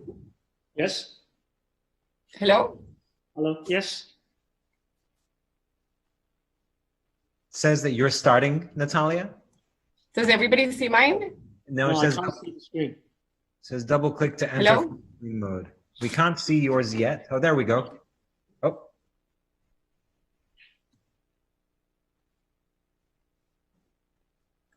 Are you still with us, Natalia? Hello? Hello, is it me, Tsuto Sakamoto, or Natalia first? I am not sure. Embarrassed to say. Okay. Okay, let me. Hi. Yeah. Oh, Okay, goodness. let me start now, sharing the screen, yeah. Okay. All right, can everybody see it? I can't tell if. You need to put it into full screen mode. Full screen mode, okay. Yes, how about this? Okay, that's good, yeah. Okay, let me start my presentation. I'm Tsuto Sakamoto from National University of Singapore. Let me talk about the sea level rising in Singapore. Excuse me, yeah. The Singapore, an island state located near the equator, is more vulnerable to a climate change than the global model suggested. In recent years, Singapore has seen effects of the change, including a more intense rainfall and then prolonged dry spells. Sea level rising, possibly the most impactful to the lives of a Singaporean, is happening day by day, despite no current visible and physical effect yet. The sea level rising in Singapore will be about 1 meter in 2100, although similar projections could be estimated maximum 4 meter, depending on the rate of the temperature rise. To avoid all sorts of flooding problems not limited to sea level rising, various technological attempts have been made. The Public Utility Board, the PUB, constructed a deep tunnel sewage system, so-called DTSS, in northeast in Singapore in 2008, and currently constructing the one for southwest that will be completed in 2025. The Ministry of Environment and Water Resources and the National Land Development strategize the source, pathway, and the reception the receptors to achieve a smooth drainage of a larger amount of storm water. Also, the gel back walls and the sea walls are also employed to avoid the erosion of the shorelines. Okay. Furthermore, the Urban Redevelopment Authority, the URA of Singapore, and the practicing architects are fully conscious about the flooding problems. Singapore 2050 Master Plan, produced in 2010 by WOHA architects and NUS students, proposed a large-scale seawall on the east coast to protect the island from erosion. Likewise, in Singapore, the water problems are not new, but have been tackled for quite a long time. And then flooding is definitely a subject that is supposed to be overcome by technology. And the proper technology was developed to overcome such problems. Okay. Well, until now, I have talked about the technology and then how technology actually tackles on the issue of the water problems, right? But then, what is the architectural issue here? Okay, what is the architectural, the issue to be tackled, and then how we understand, this the water problem, water issues, more architecturally. To pursue such question, it is inevitable to know the significance of the sea level rising more from a life psychological viewpoint. The sea level rising seems extremely gradual, and it will not create a dramatic seawater inundation immediately. However, for low-lying state like Singapore, it will be a great concern, as its assets, building, and urban infrastructures are threatened. Furthermore, one third of the land, including the central business district, is less than 5 meters above current sea levels. There's a risk of losing significant area of land and the economic function of the city-state.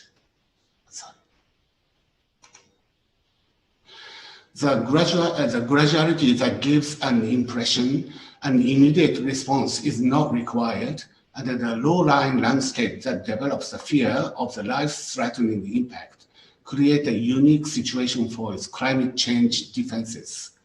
As Prime Minister said, as Prime Minister Lee Hsien-loong mentioned in his speech, the state should take the sea level rising with utmost seriousness for over many years and several generations, and it will cost an estimate of 100 billion or more Singapore dollars over 100 years to protect the country against the rising sea levels. We must be able to speculate that the speech suggests the perpetuation of the sense of a crisis. Rather than dealing with the issue in a technocratic manner and then assuming the solution in place, the sense of crisis encourages them to prepare and respond to the situation flexibly. It provides opportunities for people to constantly invent alternative design and lifestyle that accompanies the progress of technology, socio-economic transformation, and political situations. Therefore, one of the focus of the studio is to explore the transformation of life and activity patterns of the people under the sea level rising in progress. The envisioned lifestyle could be more primitive than a consumer-oriented society today, or more advanced due to the development of information technology, or both. But one thing for sure is that they will invest the disaster risk technology, the risk reduction, and commit to the constant recovery and then construction. Okay. So far, we came up with 4 potential sites for the project. Okay. the Brani Island, that is, the opposite of a Keppel Harbor, a past container port in Singapore, is currently planned to be developed as a resort island. Central Business District, the oldest business district in Singapore, is highly built up area. So with newly developed Marina Financial Center, it forms a business center of the Southeast Asia.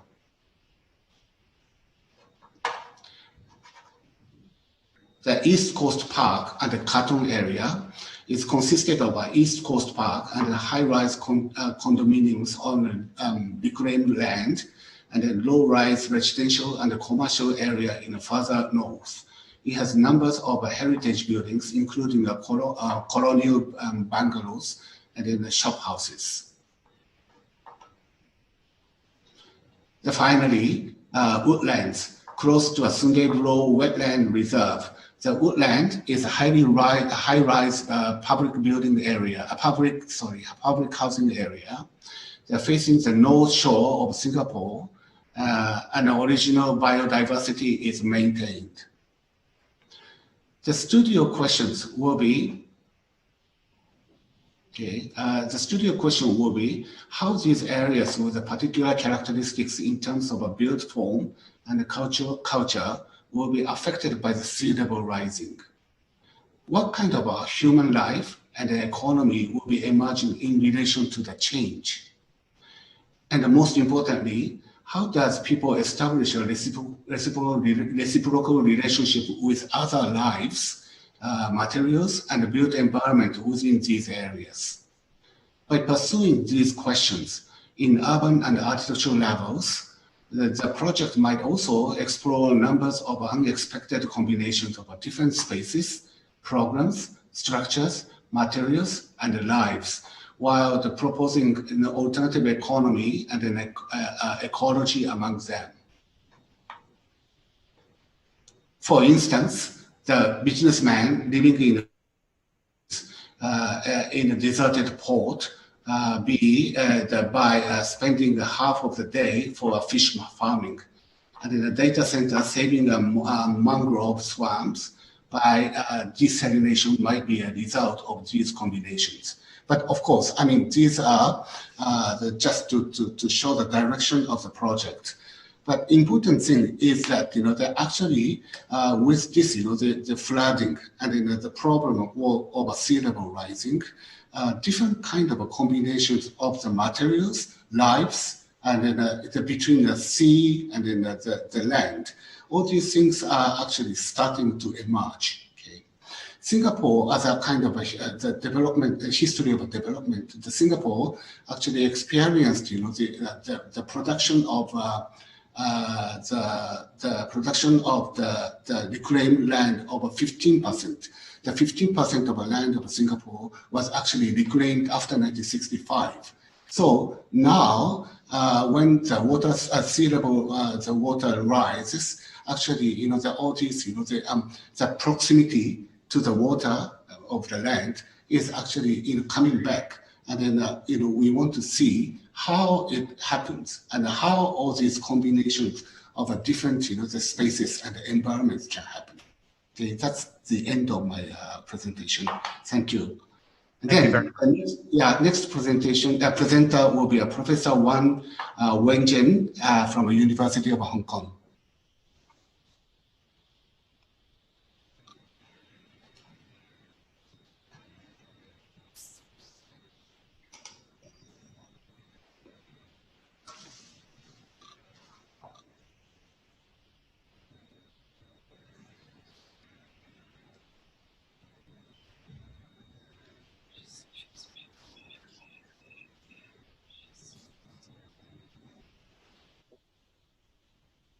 Oh.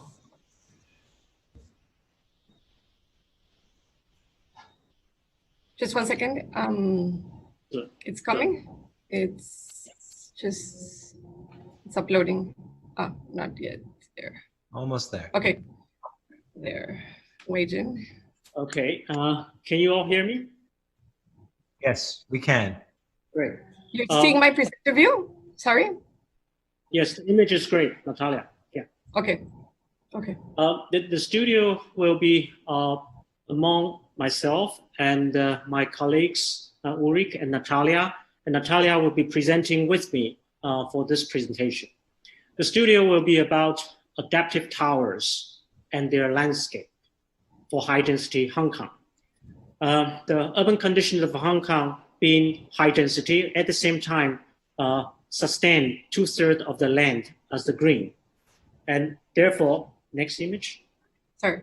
And therefore, the planning has been set almost 30 years ago that the 70% of the land for country park and agriculture are to be maintained. And therefore, the 25% of build lands need to boost up the plot ratio in order to accommodate 8 million population in that 1,000 square kilometers of land. And plot ratio reached to 510 that high density Hong Kong, as all of you are aware of. So the aerial photo shows the build land of that 25%, mostly on the low land and narrow valley and narrow strips of flatlands surround the mountainous islands of Hong Kong. Next. Next. And the planning has been follow that geographical principles since then. Now, images of that shows the building type developed from such density requirement, which is towers, average 40 stories in height for residentials and office and so on, that build this very drastic relationship between effective tower typology and the nature surrounded, whether they're mountains or sea. Next. So buildings are situated on the last image of valleys or flat areas in the city, with primarily the sort of a vertical tower typology over there and infrastructure of sports, hospital, and everything surrounded, supporting the tower of working and living spaces. Next. Next. So the land reclamation became a practice actually since almost 100 years ago, but particularly in the last 30 years, that in order to fulfill the demands for housing and working spaces, the reclamation landfill along harbors in such and new towns are created for each of them. A 250,000 populations sort of grow along the coastal areas of the Hong Kong. Next.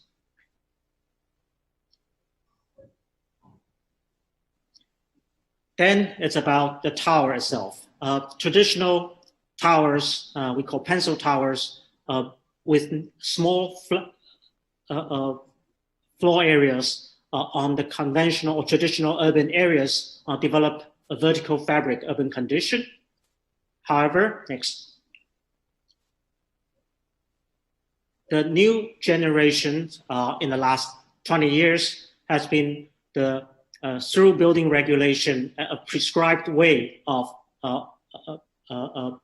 kind of a mechanism of building a podium and towers on top of podium and accommodate communal, commercial, public, semi-public spaces on the podium and residential or working units on the tower, supported by infrastructure such as metro and transportation and so on. Next.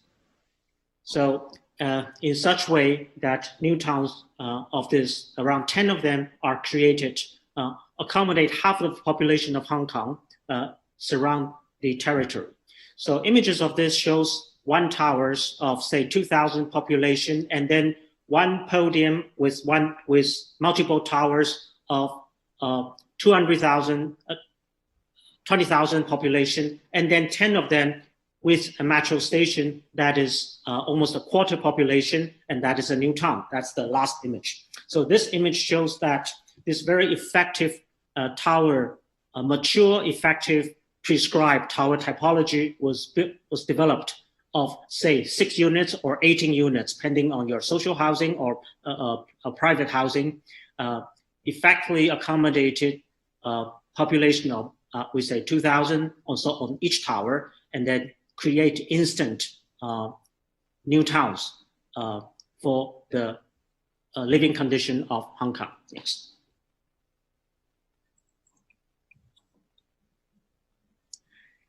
So that is an example to show the mechanism I was describing of from tower to podium and tower to a new town with infrastructure, a metro in this case, and shopping mall below it.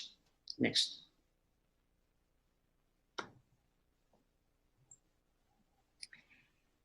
And examples of such drastic situations of towers and the landscape surrounded in the last images was the kind of wetland area between Hong Kong and China, city of Shenzhen. Next. Now, sea level, so those towers and new towns planned along the low, newly reclaimed areas and also the flatlands valleys of Hong Kong are vulnerable to sea level rising, but more so is if we project in the worst scenario 50 centimeters in the next 50 years, but more so are the storm tide that coming much more frequently, intensively in the last 10 years, and with about average 5 meters minimums of sea tide coming into this urban areas of lowland. Next.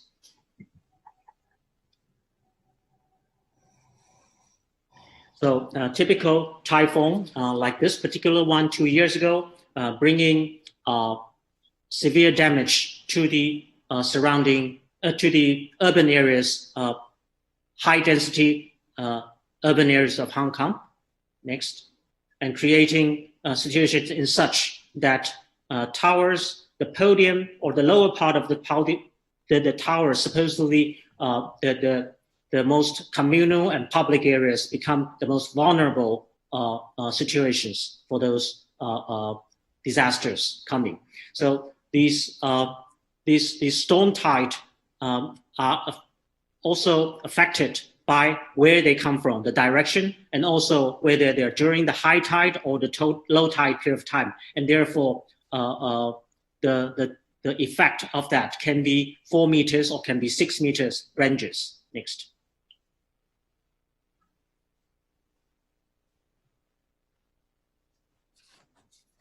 So these red colors areas are vulnerable areas, but also the most sort of valuable and vibrant lands of Hong Kong.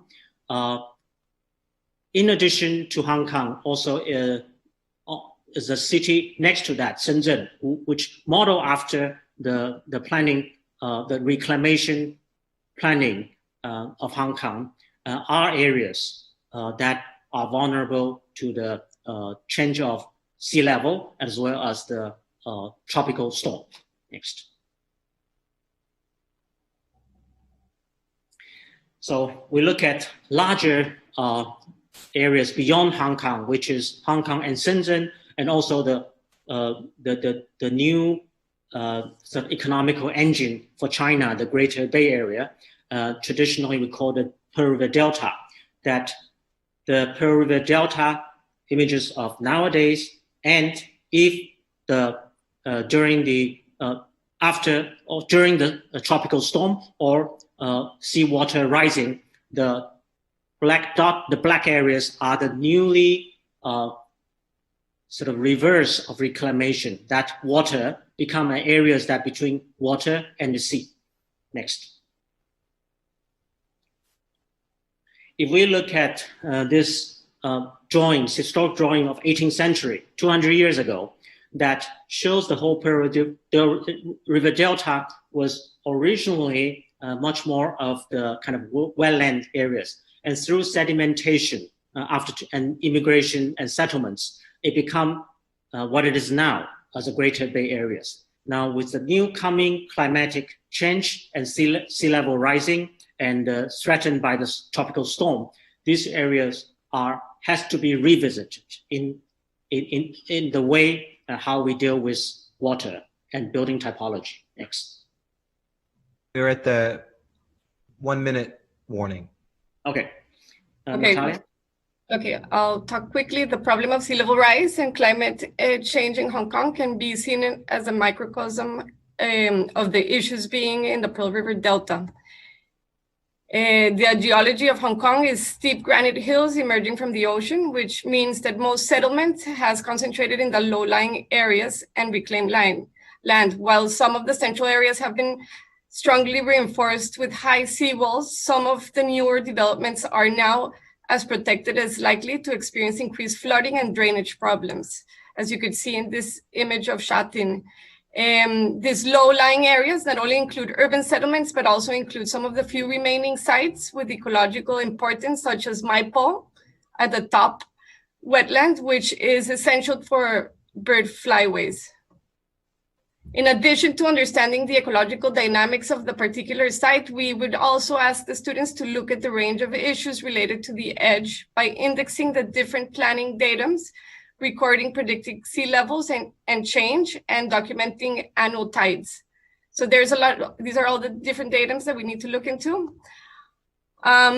In this case of this image, which is shot in also low-lying areas or reclaimed areas, experience increased drainage problems when storm runoff outlets are clogged by high tide or higher sea levels, causing upstream areas to flood.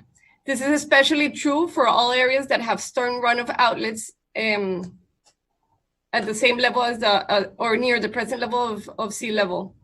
So instead of raising the seawalls further, students need to think of alternative ways of adapting the edge, such as breaking the seawall to allow water to extend inwards and buffer storm surges. We will also ask students to think about the ground and how it can adapt to flooding. Water supply is another issue that we have in Hong Kong. Hong Kong having typhoons and heavy rainstorms throughout much of the years is naturally water scarce, as it lacks of major rivers, lakes, and even notable groundwater stores, and yet supports a population of 7.3 million. Since 1916, Hong Kong potable water system imports 80% of the fresh water from China, Dongjiang River. There are 7 other cities in the Pearl River Delta that also import water from the same river, making this a water risk because of the uncertainties of climate change and also the political uncertainties that exist today. In order to meet the growing demand, there's all this infrastructure in Hong Kong that brings the water from Shenzhen and distributes it within all the reservoirs. But a lot of this water is lost in the system because of the old infrastructure. Also, so I think the students need to think at a local level that the stormwater system offers an opportunity to retain water that would otherwise be pushed into the storm rain or the ocean. And also they could think about how this relates to the green networks of the cities. This is visualizing both systems together as they are extruded and then modeled in how they then can plug into the tower block, the housing estate, and the new town development.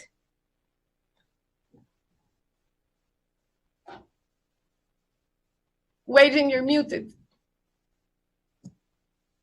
So now the studios is to look at an adaptive tower that and its landscape that to be resilient to the condition of the wind, of the water, whether they're flooding or storm water.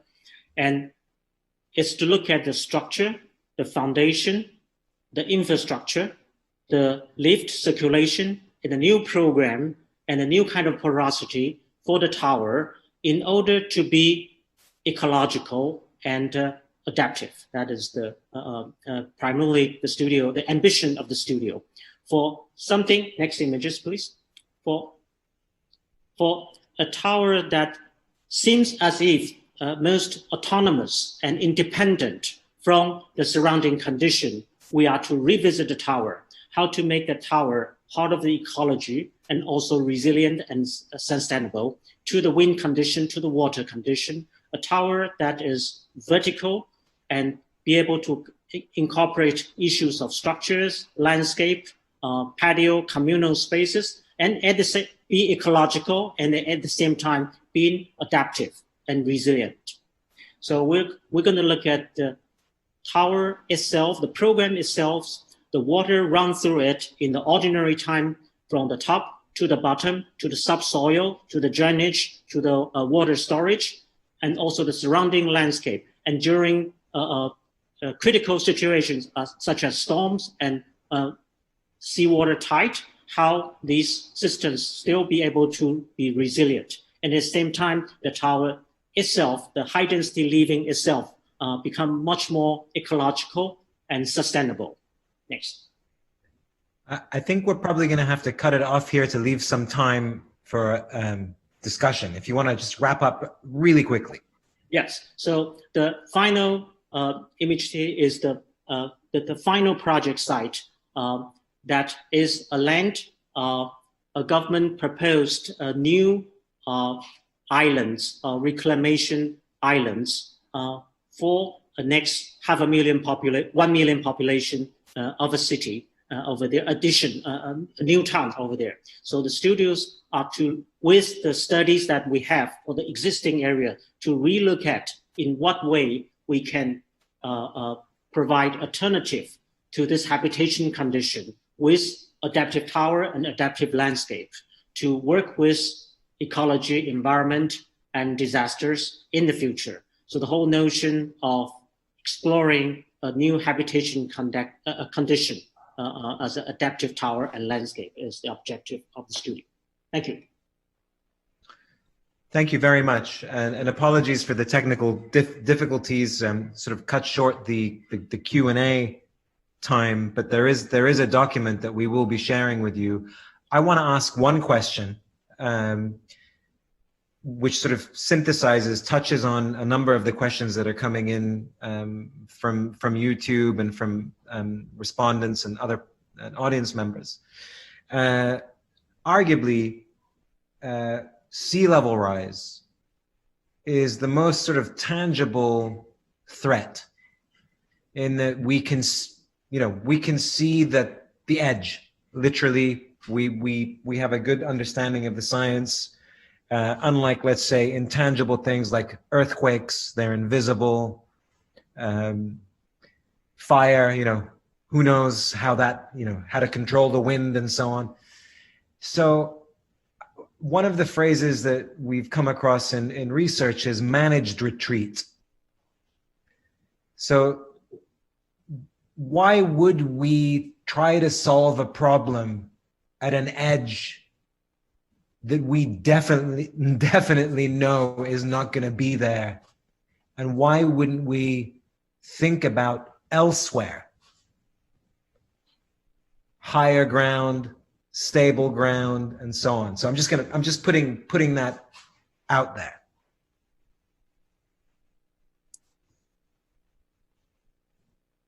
Why build an island? Okay, that I can, maybe I'll start with that. I think the issue is where we build, right? With vulnerable conditions along the edge, why don't we just move to the higher ground? But now the issues of also about sustainability, the cost of it. The reason for them to be on the lowlands is because of geographical reasons. And we have all the infrastructures and that built upon the lower land, the flat lands for say 200 years or several hundred years. Now, how do we strategically to adjust the condition as an adaptive urban condition? I think that is the main challenge, rather than say, if you have a 8 million population live along the coast and there's no way you can move them into inland drastically. That's like one answer to that. But the other answer to that is for Hong Kong, for example, there's already a consensus built upon the conserved nature of 70% of the land, and that is in the law. And it's very, very difficult. And this is the real debate every day happening of if there's a need for new social housing and so on, where to put it. To take the mountain that is conserved green or to reclaim more lands. It's a dilemma, none of which works. So the island, the new island is definitely controversial. So, but the studio is using this as an opportunity to test how can, if so, then how can that be ecological? Is it possible that these still be ecological, even more ecological? For example, create more coral reef at the bottom of that. So these are possibilities that we would like to, or how is that to moderate the current tide in some way that work in favor of a better environment? That's the ambition of the studio. I think it's an interesting question, that why don't we, actually build, on the higher ground. In case of Singapore, actually, the Singapore itself is rather flat. And then because of that, that actually is kind of unavoidable. That's one reason. And the second reason is that, the past, the accumulation of asset, infrastructure, buildings, all these things are actually already built, they're very close to the shore. And then, that's one more reason to protect, the assets. So I think, that when we work on a project, always we have to deal with, this, the existing condition or, the accumulated asset, to protect it. That's the kind of a combination. And then I think that's the reason, especially for Singapore.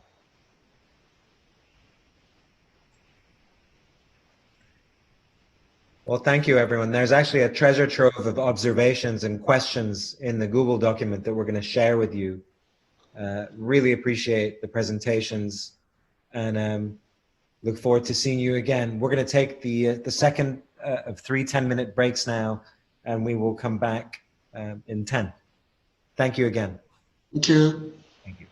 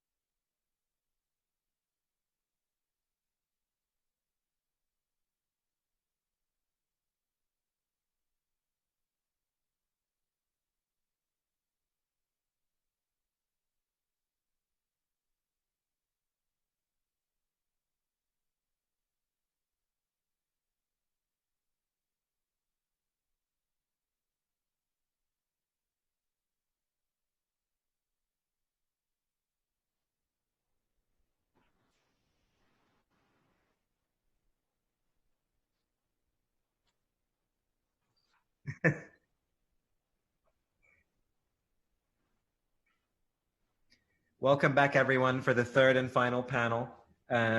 Delighted to be joined by Roberto Moris from the Pontifical Catholic University of Chile, Chengluen Sue from National Cheng Kung University, Associate Professor Shinya Okuda from the National University of Singapore, and then Professor Toshikazu Ishida from Tohoku University.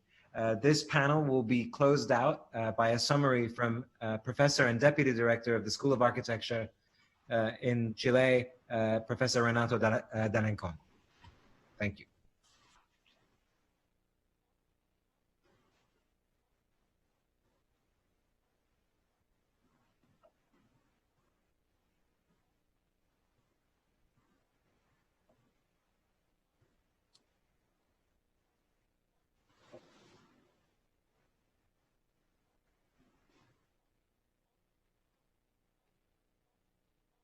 Oh, thank you very much. Good night and good morning. I will present our work with Professor Renato D'Alencon, who is in Germany right now. And we will be working in this next semester and the next semester with the students of undergraduate and later with the students of postgraduate. Our idea is to introduce our undergraduate students to research as an architect, but also connecting different dimensions with architecture and urban design related with resilience. Chile is a country with a lot of events. We are a multi-hazard country, but at the same time with a very strong seismic culture. We feel proud of that, but at the same time, in the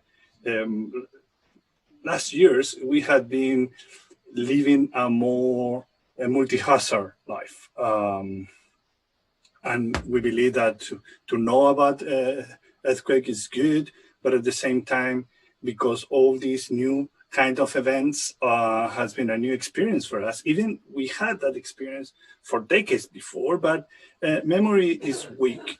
And you can see how in the period between 2005 and 2017, we had a lot of events. That was quite terrible because we have very strong earthquakes, a lot of volcanic eruptions, and we can see that kind of recurrence as a problem. But at the same time, it was a good opportunity to understand what was going on with our country, with our territory. We had the opportunity to learn from our cities.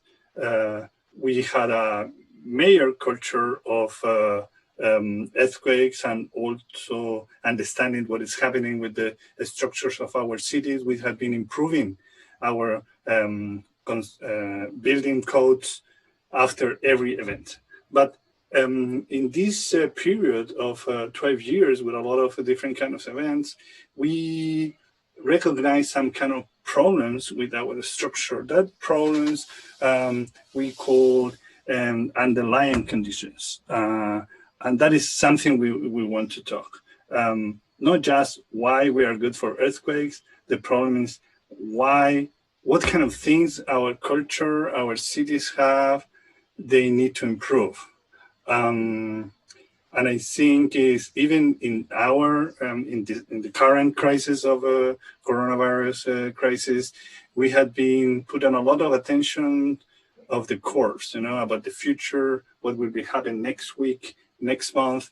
And it's good because we are thinking in the future, but at the same time, we also need to think in the past about our memory. The way how we can be aware about the planet, about our cities, is the way how we need to understand what was happening in the past. And our interest is to talk about these four concepts to finally to discuss about how we need to navigate in these uncertainty times. We want to work in these underlying factors.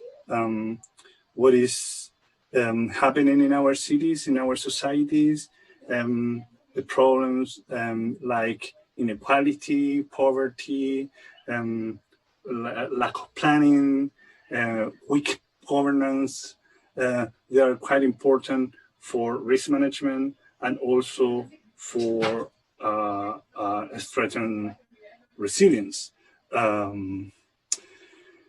That concept of is of a more comprehensive assessment. We want to connect it with integrated planning for resilience and how architecture play a role in that integrated planning for resilience. We want to talk, of course, about physical architecture and physical urban projects, but especially putting focus on people and how students of architecture are able to understand the problems of societies. We have these approaches for our work. I will not take a lot of time talking about this. I will just mention the development, inequity, access to opportunity as services, local and technological development, extractivism, and environmental degradation as part of the framework. We will work in the case of Santiago, the metropolitan area is the most important city in our country. 45% of the population is here. It's a very centralized country. But we need to move to a more decentralized system. But at the same time, most and the bigger problems of in our society are here, and that is why we decided to work this year in Santiago in mixing the history of planning, what kind of things we have been trying to put in order in our region to control natural hazards, but at the same time trying to give a model for the development. We will be working in the Greater Santiago, where is a good example of how the city is a kind of product of the economic model. In the case of Chile, is a neoliberal model, which has been created a very segregated city with a lot of social problems, and all these problems were in some way explode in last October, where we have this social outbreak. And we want to connect that social outbreak of last year with the COVID crisis and with our history dealing with natural disasters. That is why we want to work in these underlying factors. We will take advantage of this year, the regional government is updating our strategy for resilience. I think it will be a very good framework for our students, because it's to connect real public policies with real problems of citizens. And with this question is, what kind of things architects can do, and what kind of things students they can research about that. To the right side is just an example of how many different hazards are in Santiago City. The light blue is flood, but to the right side we can see a big fault crossing the city. Is a quite important fault with also some ravines. But the main thing is how we can deal with uncertainty, because we really don't know. Maybe we can have a kind of earthquake related to the fault from now to 1,000 years, but we need to think in the way how we can deal with that. And one example of our lesson learned is how compressing planning is able to develop some projects, urban projects, with meaning, with real meaning with the communities. This is the experience of 2010 earthquake in Peru in the south, but we were working with local communities for several years to help them to finally have this mitigation park, which is an amazing park. And the main thing is how a poor community is able to have this kind of projects, of mitigation projects. These are about objectives. The main thing is how we will be working in this first course with the students in a very simple way, but trying to incorporate the idea of students of architecture. They can have problems of research and how you can define a real problem and how you can stop advancing, gathering information, interacting with communities. Of course, our field work will be different because maybe we were not doing proper field work, but we will doing technology to like this to interact with stakeholders and take advantage of this network. That is my part. Thank you very much. Thank you so much, Roberto. Thank you.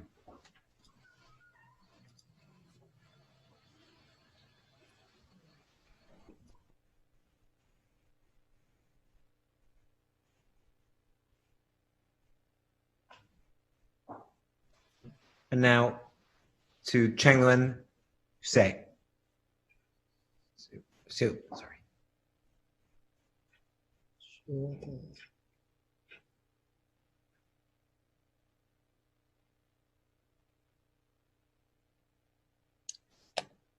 Okay, can everyone hear me? Yes. Okay, so I will start. Hi, everyone. And this is Chenglin Xue from Department of Architecture, National Cheng Kung University, NCKU in Taiwan. The NCKU syllabus will focus on the rural area in the northern part of Tainan City. The Tainan City is our university is located. In the presentation later, I will show briefly the history of Tainan very quickly and jump to the site and describe the multi-hazard issues and challenges. The layers of colonization in Taiwan history exchange with a lot of cultures, Chinese, Dutch, Spanish, Japanese. The urbanization started almost 400 years ago. During the age of discovery, using the monsoon, the world system was formed through those trading routes and connections. And the Dutch route, which is operated by the East India Company, established the port in Tainan. And you can see almost 400 years ago, the Dutch built 2 fortresses across the natural seaport, the inner sea in Tainan. And those Tainan port work as a post to trade between China and Batavia, Jakarta, China and Japan and Manila. The early city was built with the grid system extended from this fortress. And the early fish farm or aquaculture was also brought from Indonesia to Tainan by Dutch.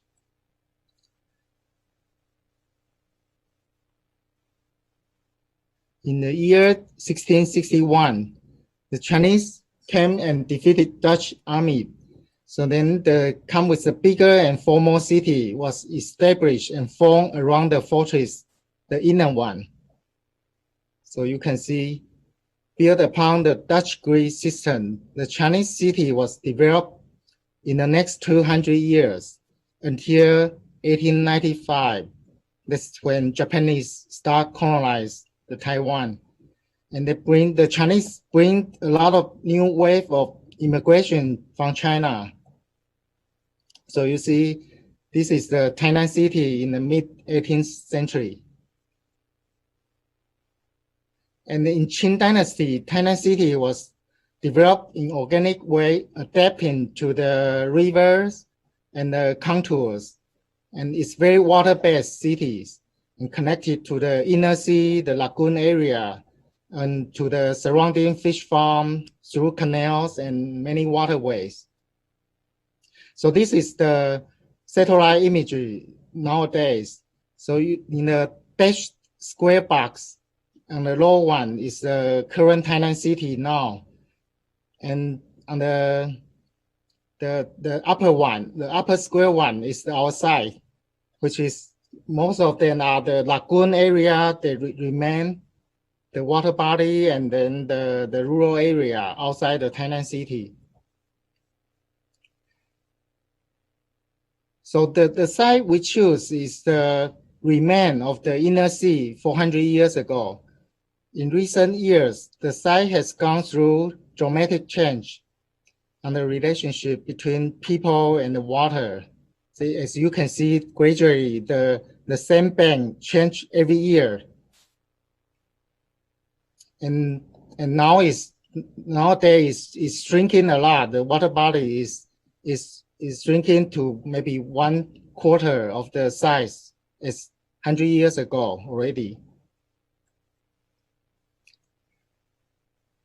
So those water bodies, sandbanks, coastline were constantly transformed by the man-made seawall, breakwaters, reclamation farms, or jetties of the seaport, and the big dam construction also in the river upstream. And following this shrinkage of the water bodies, actually the more fixed boundary and more man-made controls eventually create more hazard and risk in this area. See on the right is the mapping for the flood vulnerability. It is basically actually happening almost every year now. So you see this is happened a year and a half ago. And the erosion of coastline, storm surge are creating bigger and bigger damage on the habitats, industry, farms, and ecologies in the area. So you see there are many efforts trying to protect the coastline, but it kind of failed along the way. And the coastline changing a lot dramatically in recent years. Our city, the outside contains 3 districts. Following, I will describe a little bit more specifically environmental, living, productive features and issues for the 3 districts on the side. The northern one is Beimen district. And then the middle one is Jiangjin district. And the south one is Chigu district. So first, Beimen district. Beimen was famous for the salt farm industry before 70s. Now, most of the salt farm remain abandoned. So they make salts in a new industrial way and not using the seawater anymore. And these are the old time, the salt farm has very subtle way to control the water flow in and out and dry up the water to get the salt. In recent years, some area was transformed and combined with the tourist attraction, like the wedding chapel on the right bottom one. It's a very symbolic, very strange alien object in the area. So another research team in our school at NCKU, they are doing research on how to stabilize the coastline or to stabilize the coastal erosion. Several engineering fixing methods has been tested one-to-one on site. We will also work with them closely in the future. So in the Beimen district, those are the common issues that in the future the studio has to be dealing with. They often happen together, not one by one at the same. They are happening all the same time and multiply together, create bigger problem. And the second district is the Jiangjin district in the middle. And this district has more residential area, which are agricultural or fishing communities. So you can see the residents of the district are mostly engaged with fish farming or the related business. the dry fish or dry shrimp.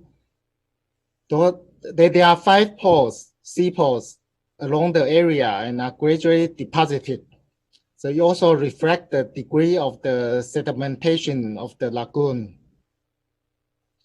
And recently, it also become the newly emerging asparagus producing areas. The unique ways of living with high temperature and the strong wind in the winter has influenced how community develop adaptable ways of living, production, and social spaces. And those are the issues, common issues that we are going to deal with in this district. The land subsidence, the salination due to the groundwater pumping, or the flooding is the common in this whole area. The last district is the Chigu district, which contains the big water body, the big lagoon area in the area. And this lagoon is an important production area of oyster in Taiwan. So the oyster production linked to the community life and their social life. And there are many ways of farming the oysters, some with the pole, some with the floating method. And it also has a vibrant ecosystem, nurturing various species of animals. And also the ideal nesting site for migrant birds, especially those endangered black-faced spoonbills. They are from Russia every winter. So the district also suffered from the coastal erosion and decrease of the lagoon water bodies. The resilience in the ecological and productive living in this area is a great risk. So those are the common issues that the design studio is going to deal with. And also because this oyster farming, it creates a lot of coastal pollutions and soil injuries.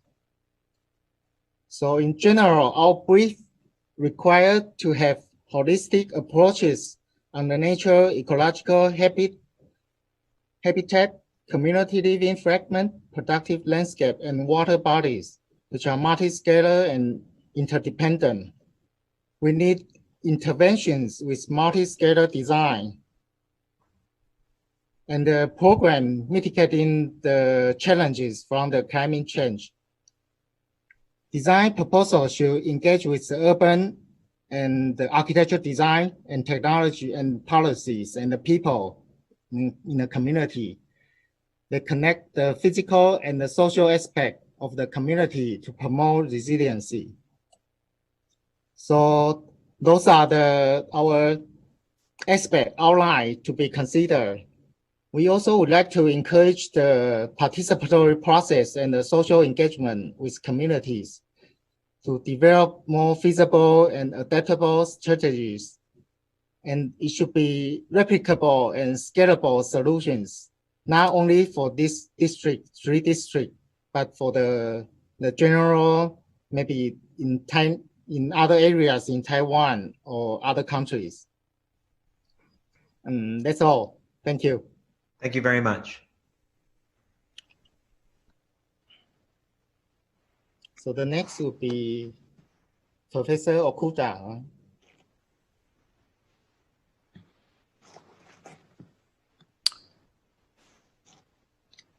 Thank you, Prof. Shu.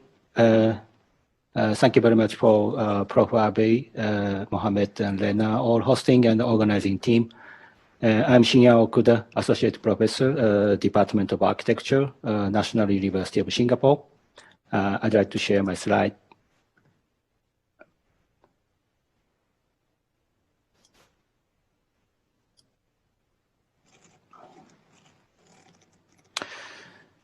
So my studio called Reforest City, Resilient Urbanism, Nature Symbiosis.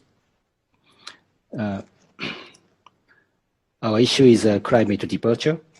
The world climate is changing.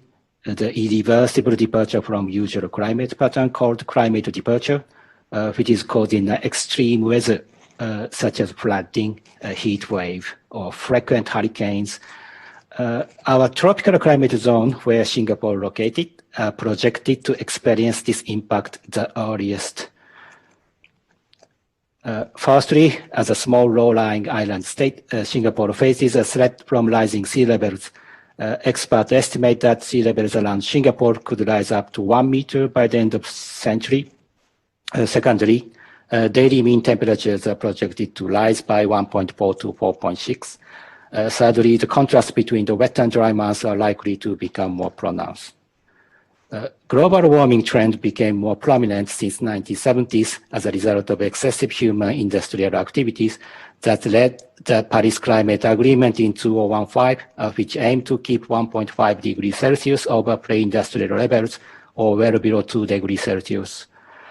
Currently, hundreds of simulations and estimates predict how eventually global warming may progress. However, majority of the cases predict to reach the 3 degrees over the pre-industrial levels by the end of this century. Difference among the various scenarios are how successfully we could mitigate the carbon emissions. The more we could mitigate carbon emissions, the more we gain the time to adapt to the consequence of the global warming, such as changing our lifestyle for a more warmer environment. Key learning here is that most likely both the mitigation of carbon emissions and adaptation to the warmer climate are necessary, which means either action might not be sufficiently address the global warming issues.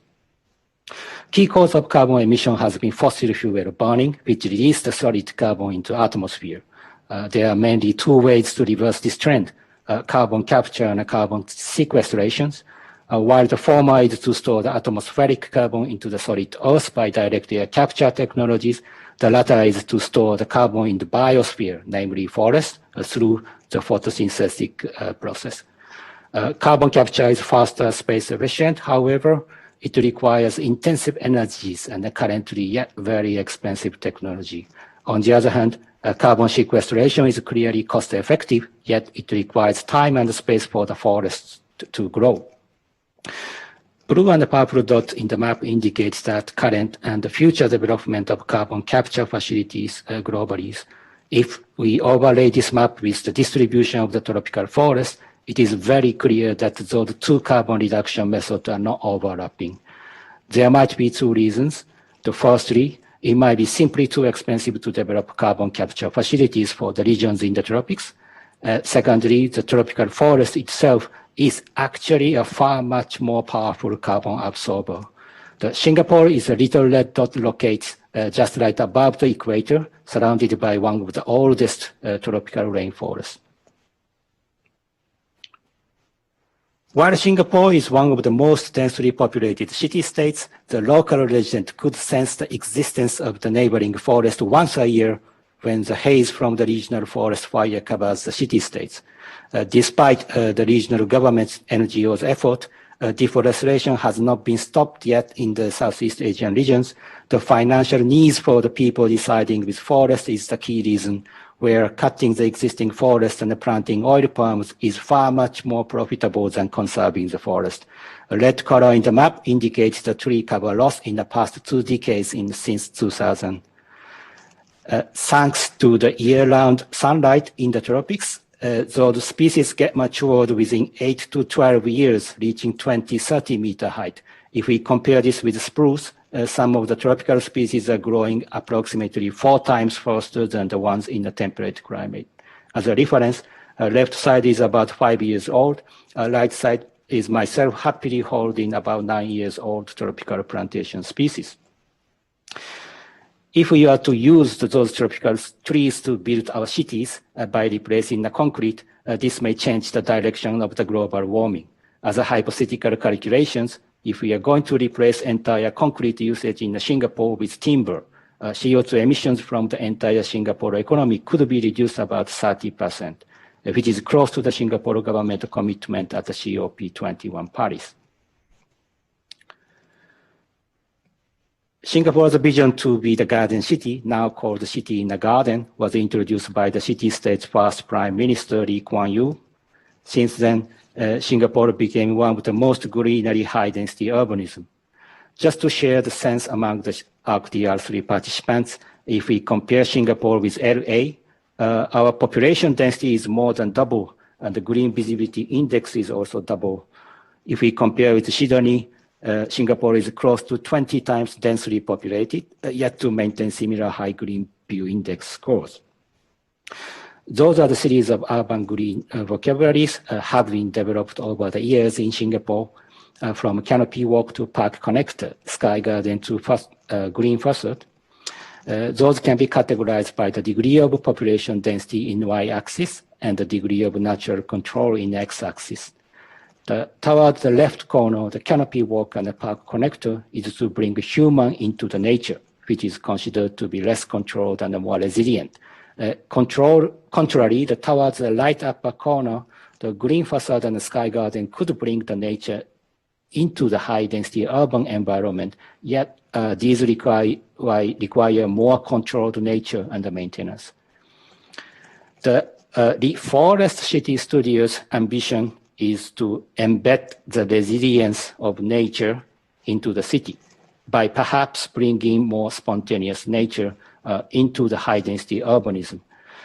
The first pressing question for us is whether the high-density urbanism and the spontaneous nature could coexist or not. Not only the carbon sequestration, there is mainly other important function of forest for humanity. It creates microclimate and fresh oxygen, providing shade and privacy as well as comfort and amenity.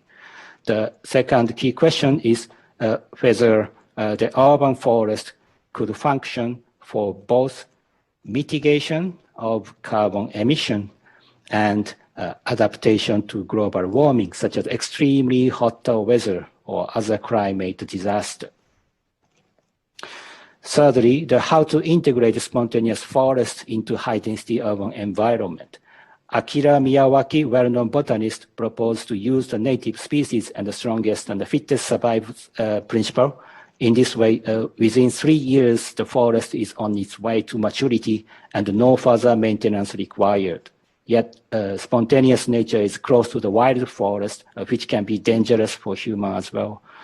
So our last key question is how to design the boundary between control and non-controlled systems to boost the resilience of urbanism, nature symbiosis. These are a summary of our key questions, which we aim to tackle in the studios. Thank you very much. Thank you. Our site is located at 80 hectares, a former Tanjung Pagar port, which is a part of long-term strategic plan to develop Greater Southern Waterfront by relocating and consolidating existing container terminals to new reclamation land at the west end. The former Tanjung Pagar port is a very prime piece of land in Singapore, adjacent to CBD area, which we have to maximize plot ratio. It will need to be designed as a live, work, play, multifunctional district. We will split the studio into 3 research groups. Mitigation of carbon emissions group will study tropical forests and the mass engineered timber. Adaptation to global warming group will investigate climate and density issues. Feasibility group will conduct technical and regulatory and finance studies, include carbon tax and the forestry economy. This is my last slide. Thereafter, so we will facilitate the multidisciplinary discussion on resilient urbanism, nature symbiosis. Overall, Singapore is a little red dot along the equator. There is no way to mitigate the global warming by its own. However, if we could demonstrate the feasibility of coexistence of spontaneous nature and high-density urbanism, it could be a model for the regions which are to be developed significantly, just need to cut trees in the coming decades. Thank you very much. Now I'd like to introduce the next speaker, Professor Toshikazu Ishida from Tohoku University. Prof. Ishida, please.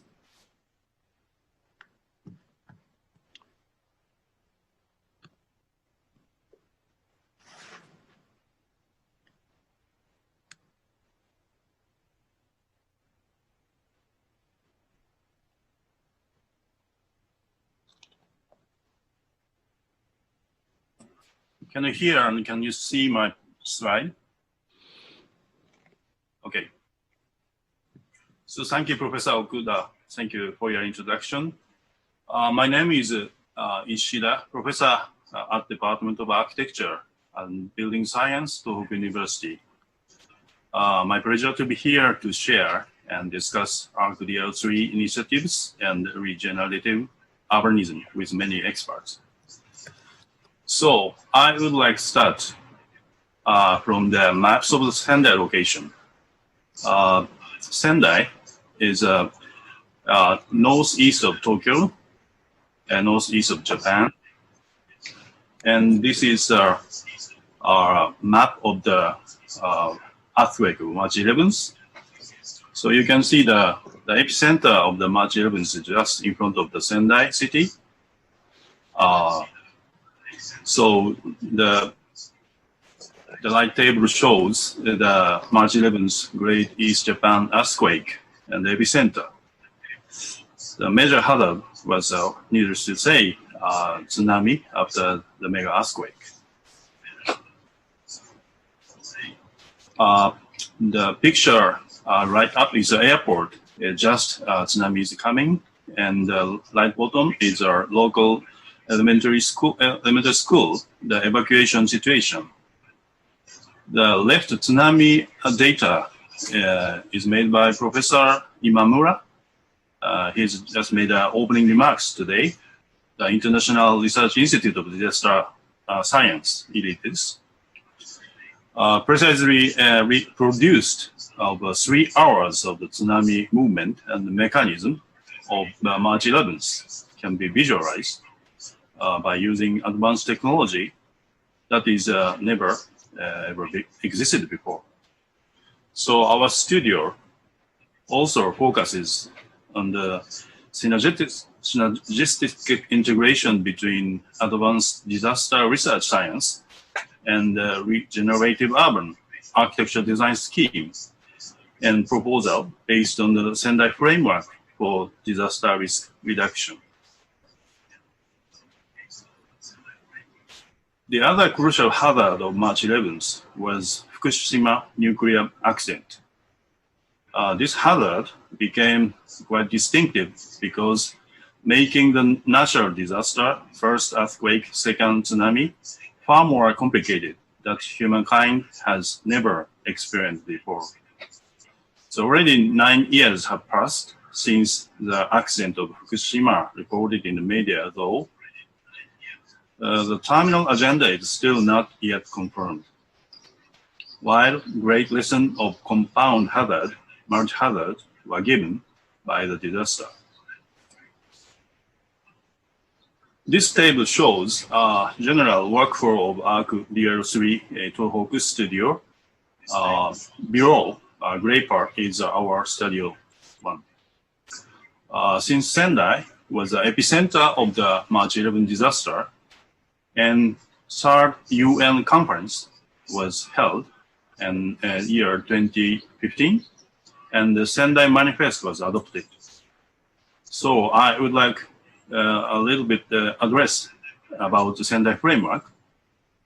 As per grant syllabus explains the details, disaster risk reduction, DRR, written here, is one of the key issue and concept on Sendai framework. Tohoku ArcDR3 Studios also focuses Sendai framework, especially Sendai cooperation initiatives for disaster risk reduction. That explicates the basic concept and the basic policies for long-term perspective for implementation of disaster risk reduction initiatives in Japan. This is a picture of the UN conference in the year 2015. Here shows Sendai framework, there are 4 priorities of action written in the grant syllabus too. The Prime Minister Shinzo Abe remarks, when he visited the tsunami damaged area, the local people said that we wanted to build a hometown that is better than before March 11th. So starting from these earnest wishes, the idea of a Build Back Better was discussed and adopted for SFDRR initiatives. So how can we prepare to avoid this tragic situation? Anyone was the initial concerns. The basic concept of the Sendai Cooperation initiatives for disaster risk resilience explicate the significance of introducing the DRR perspective in all development policies and plannings, especially the note that Japan will build with the international community a society that is resilient to disaster by sharing with the world its knowledge and technology as a country advancing DRR. So that to respond to these cooperation initiatives, key lines of Japan's knowledge and technology for disaster risk reduction, our studio would like to discuss and draw the evolutionary regenerative system as a DRR knowledge and the technology-based smart resilience, integrating the ecological and social concerns, utilizing experiences and lessons learned from the Great East Japan earthquake in year 2011. Those are the programmatic matters of concern in SFDRR. This is written also grand syllabus, so you may know very well. So our ArcDR3 studio is conducted by collaboration with International Research International Research Institute for the Disaster Science with Architecture and Building Science Department. So design and the research institute are integrated. So in this studio 2020 summer semester, inviting the several IRIDeS disaster experts, professors for our architecture and building building science studio of urban and architecture design for master 1 grade student. Their integration of the design thinking scheme and design risk reduction knowledge and the perspective into their project through the hazard topic lecture series are now conducted. So already today, 5 lectures, including Professor Imamura, have finished and quite positive response and discussions from students with faculties. So expecting the high quality result, which the quite brand new forms of a design studio are expected in the final studio review. So this is a formation. The many professors invited from our department and also IRIDeS. So we'd like to move to the explaining about the demonstration site of our studio. For the case studies in Sendai peri-urban area, 3 sites are selected as follows. Site 1 is Arahama district, the coastal location. Also Natori City Yuriage district, also coastal location. Site 3 at Marumori town, the mountainous location, a bit far from Sendai. Each of 3 sites represents a difference of locational, hazard topical, and social features, and the reconstruction strategies. So I'd like to briefly explain the time flow of post March 11th of 3 sites by few slides. As you can see, in Sendai, Arahama, and the Natori Yuriage district, earthquake and the tsunami damage March 11th are in common. However, timeline shows the difference of the reconstruction process. I will explain later. There is a difference regarding the reconstruction on site and relocated to the inland. So the site 3, the Marumori town, damage of earthquake was limited because of the far from the coast. And no casualty of the tsunami, of course. However, Fukushima nuclear accident affected the post-March 11 condition disaster recovery period. Furthermore, after decontamination work ended, last year, East Japan Typhoon 19 called Hagibis caused serious flood and landslide damage to the town. So now the recovery plan is discussion just in going.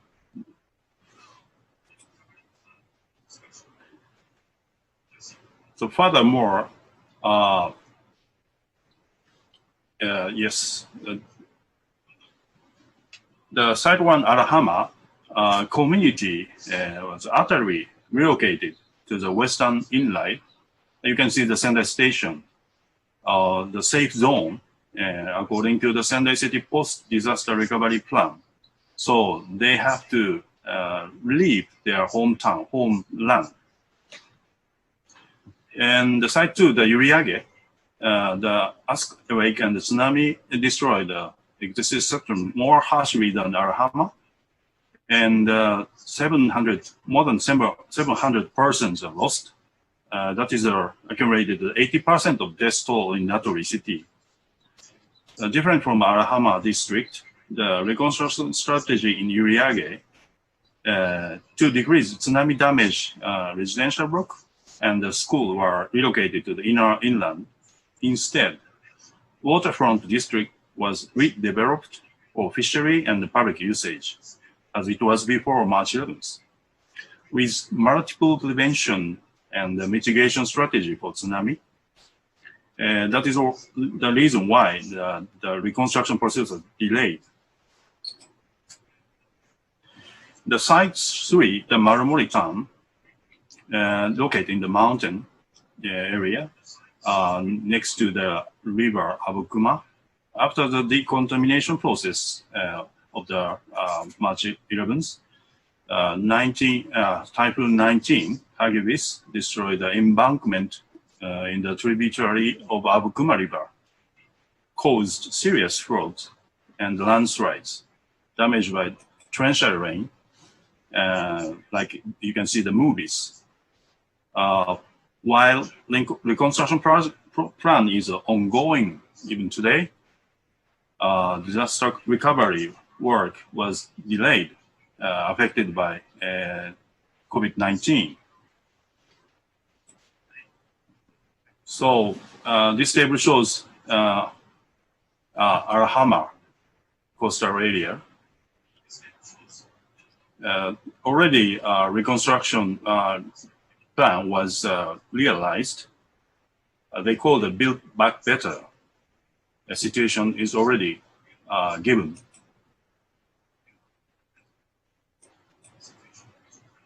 So you can see the right drawings explain the original coastal community were moved to the inland western area. And Uriage also coastal, but the residents and the school moved to the inland, but the commercial and the public facility was reconstructed on the site. This is a land utility plan.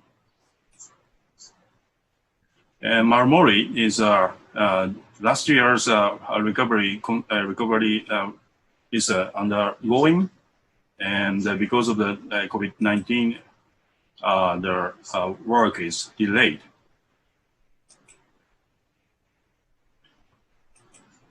So this is a evolutionary regenerative system and the timeline.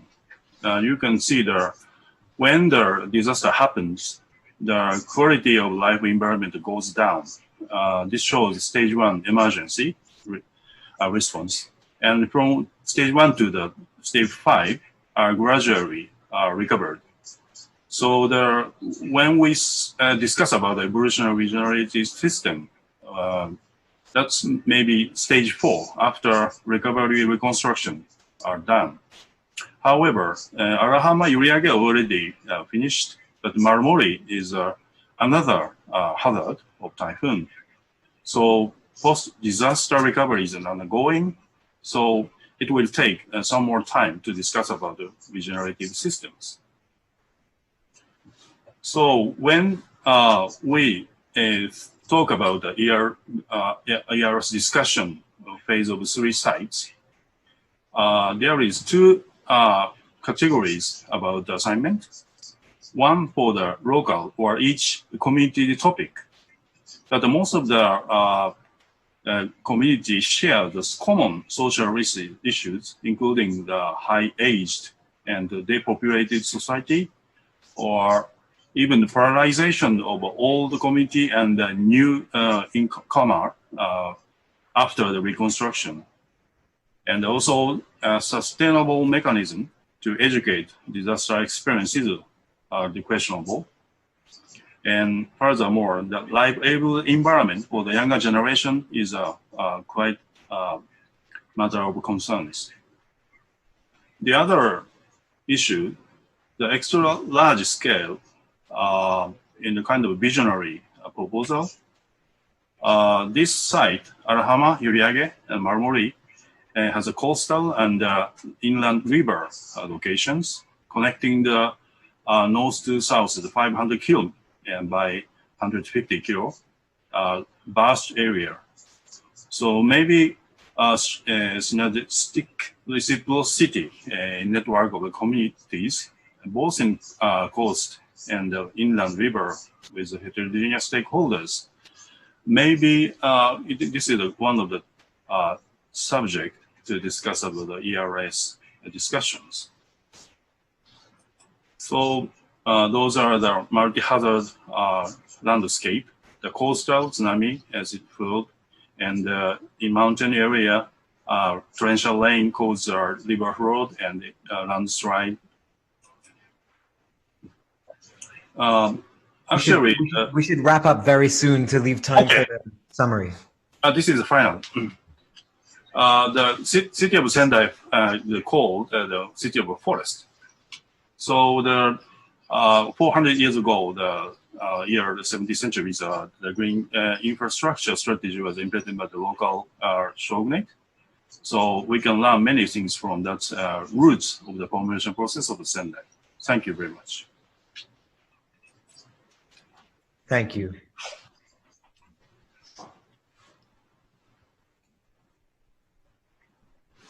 And so, Professor Renato, I think it would be great if you would give the summary, and then we will move over to the final closing remarks.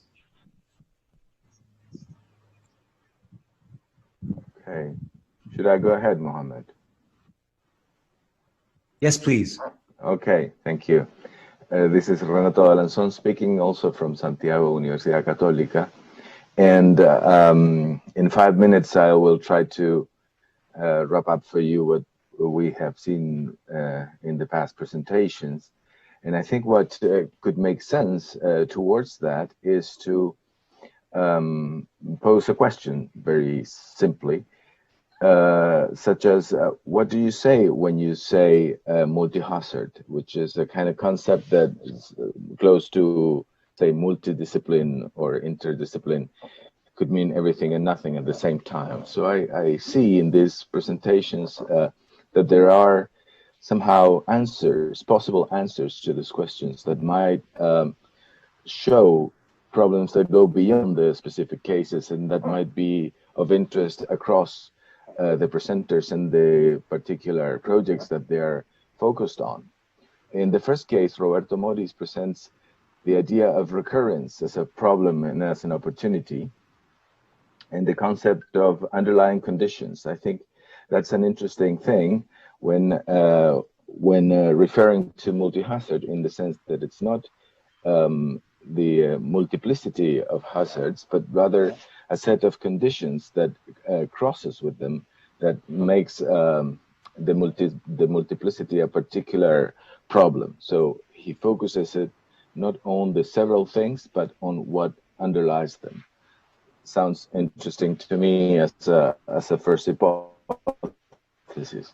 Then Cheng Blanchet presents this very diverse, rich set of problems and articulates the idea of a resilient interdependent system, or set of systems rather, that is also interesting in that they are all referred to this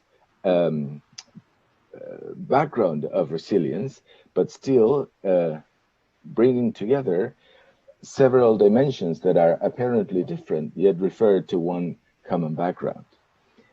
Professor Okuda, at the same time, with this idea of climate departure, which is maybe a broader problem, has a very clear hypothesis on the idea of city-nature symbiosis. That is very strong, very, let's say, project-driven, and at the same time makes sense to the particular context and suggests also a broader possibility in other contexts too.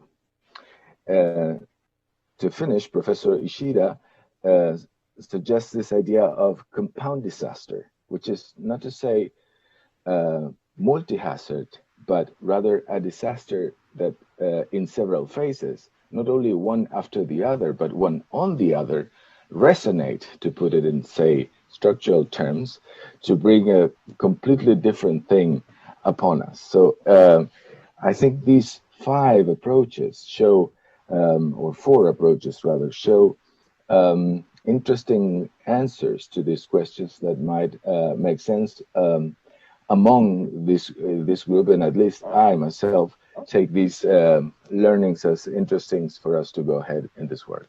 Thank you. Thank you so much. That was so beautifully put. So we are right on schedule to move into the kind of closing stages. Thanks to each and every one of you. And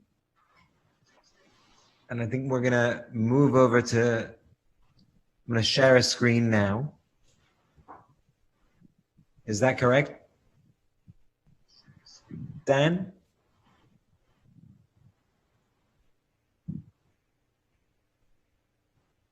So we're gonna move over to Professor Abe, but I think I might say something about what we're gonna do next as a community and then introduce. So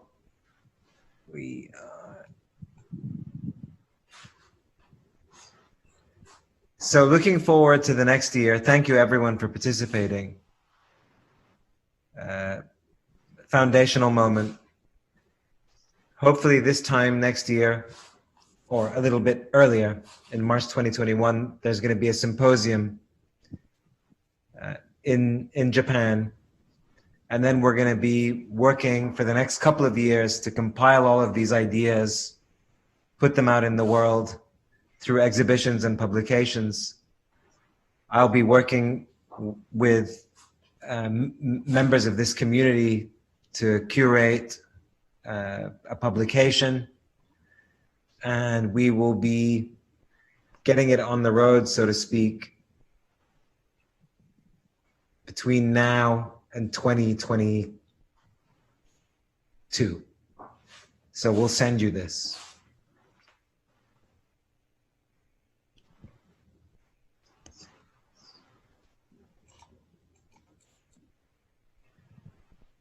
Oops. Sorry, I'm trying to get out of that.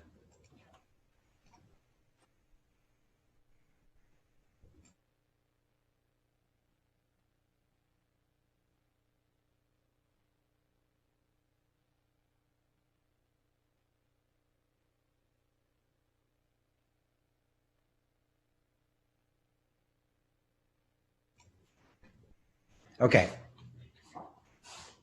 Thank you. And I'm going to be, oops, give me 2 seconds. I'm going to be handing over right now to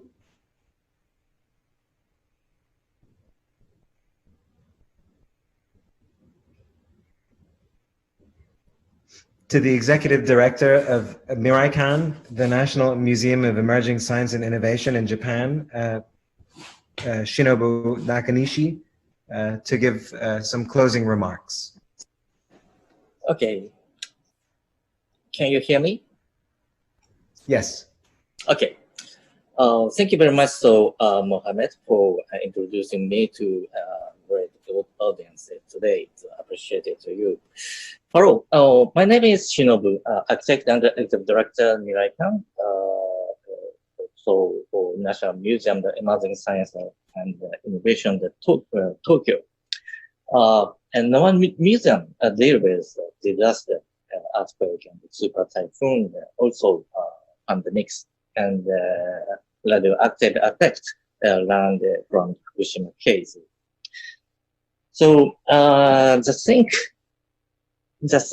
I think always is that so when science and technology focus is natural disasters, a scientist always try to look at the mechanism of the disaster, but unfortunately, scientists look at limited art history. So it means they cannot understand perfectly about the mechanism of those limited data. Engineering has to think and create some kind of the solution under limited condition and the data. So this is a dilemma and the destiny for our human being, right? But we have to contrary tackle them like today. So originally, Miraikan was supposed to be a venue of this symposium this month.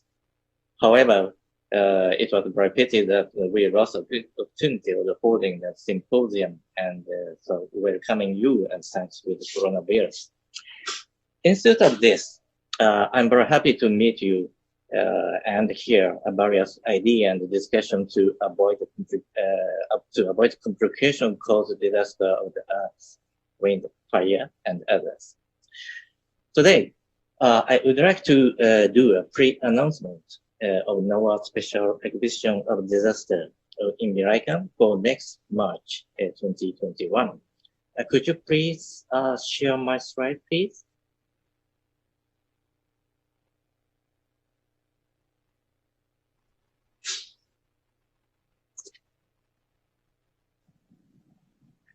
Right? Well, I don't have it. Lena, you can show my slide. No?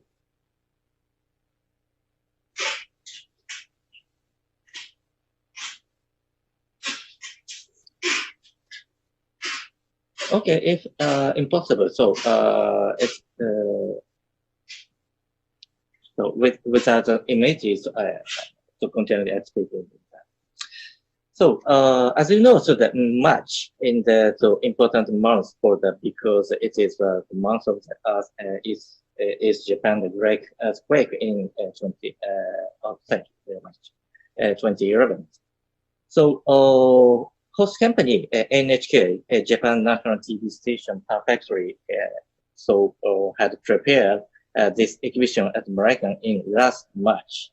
However, it has been cancelled due to the pandemics. Please next, please. Next images, please. So NHK has a lot of video archives about what happened in the March 2011, and the big research in the case of the great Tokyo earthquake we expect in near future. The exhibition shows such a lot of content about the disaster. Please next, and please next, and next. Yeah, this is Tokyo disaster simulation in images. So next, please,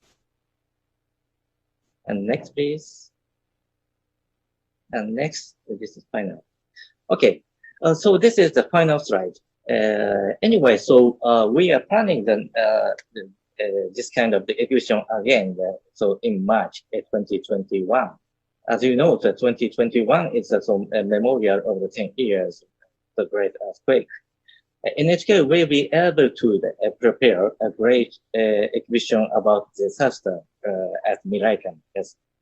Then At the same time, so I hope to do the symposium like today. I know, ArcDR3 will hold a symposium in Sendai in same March 2021. My idea, my proposal is, why don't you join us at both of the symposium at the same time? I'm sure that both of them make great synergy to the society for the world. I hope to keep to the discussion with ArcDR3 to realize and carry out it. I know it's dependent on the situation of the coronavirus effect. But I am very looking forward to meeting you next March. I believe we can figure out some kind of the way like today. Thank you very much for your attention, and thank you very much for a very productive discussion and idea. Thank you. Thank you so much. And then we're going to have closing remarks from the Executive Vice President at Tohoku University, Toshie Ueki, and then Noriko Usumi, the President for Public Relations and Promotion of Diversity at Tohoku University. Thank you. My name is Toshie Ueki, Executive Vice President of Tohoku University. I'm very honored to join this wonderful webinar. And on behalf of Tohoku University, I'd like to express my sincere appreciation to all the organizers and speakers and participants of this wonderful meeting, either from the very early in the morning or very late at night.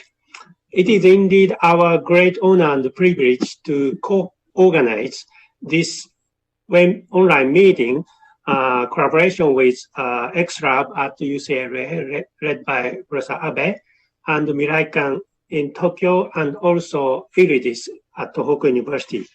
Actually, ArcDR3 initiative is a part of the Apple multi-hazard program, and we are very honored and privileged.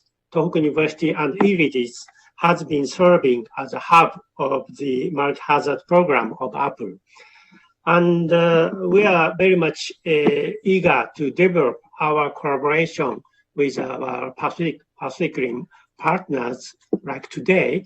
So we are definitely develop our collaboration in near future with collaboration with UCLA and Miraikan, as well as other distinguished researchers all over the Pacific Rim. So today I'm very happy to join this meeting. So thank you so much indeed. Thank you. And then Ms. Noriko Usumi, the President for Public Relations and Promotion of Diversity at Tohoku University. Thank you. Hello, everyone from Sendai. So my name is Noriko Usumi, Vice President of Tohoku University. So thank you for inviting me to this exciting online event, the first ArcDR3 the forum. So actually, I myself participated one activity held by the xLAB last year. So, and I really appreciate that the new initiative called the Architecture and Urban Design for Disaster Risk Reduction and Resilience, R3. So I really appreciate that you guys taken up my kind of concept of the resilience. So I enjoyed the sessions and I learned a lot. And I have one thing, something that I'd like to mention as a point of as a neuroscientist. So I think that it would be better for this kind of initiative to include a viewpoint of a kind of some gender consciousness, because the resilience, regardless what it means, should consider human beings who are living in the given environment. So, and the regenerative ability in biology suggests the need for diversities. So the Charles Darwin said that those who survived in evolution are not who are strongest, nor the smartest, but those who can change and adapt the environment. So thank you very much. I look forward to the next event. Thank you. Thank you so much. I would just like to point out before I hand over to Professor Abe for the closing remarks that in the chat, I'm going to put, there is a website that will be the kind of our community online. It's a work in progress. It's just started, but please copy it and keep it. Thank you so much.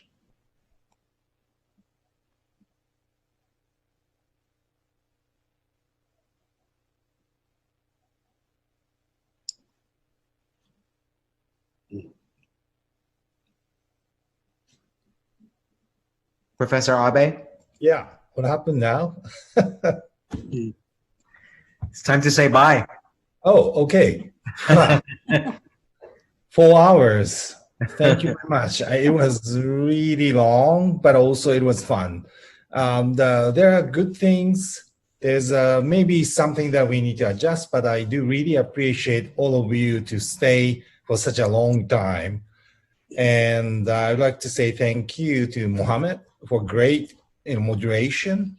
And also I'd like to say thank you to those who are managing sort of a breakout room, which is, there are lots of heated sort of chat exchange. And I'd like to say thank you to Professor Kiango, Professor also Yasaki Onoda, and then Professor Liz Mali, and Professor Kentadashi Oshima, and Professor Dena Cuff, and also Professor Osamu Murao for being host of each room, and also Professor Izumi for managing the YouTube channel, and also all the staff that who's been working so hard, Lena, Martin, and Sato-san, and also the Jacob and David.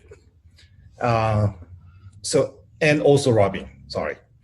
Again, this is just the beginning, and we will set up our website. So this become the sort of a terminal to connect you guys, and we will do our best. So please respond to our email, and then let's just be connected to share the information so that we can actually encourage students to feel better by being online.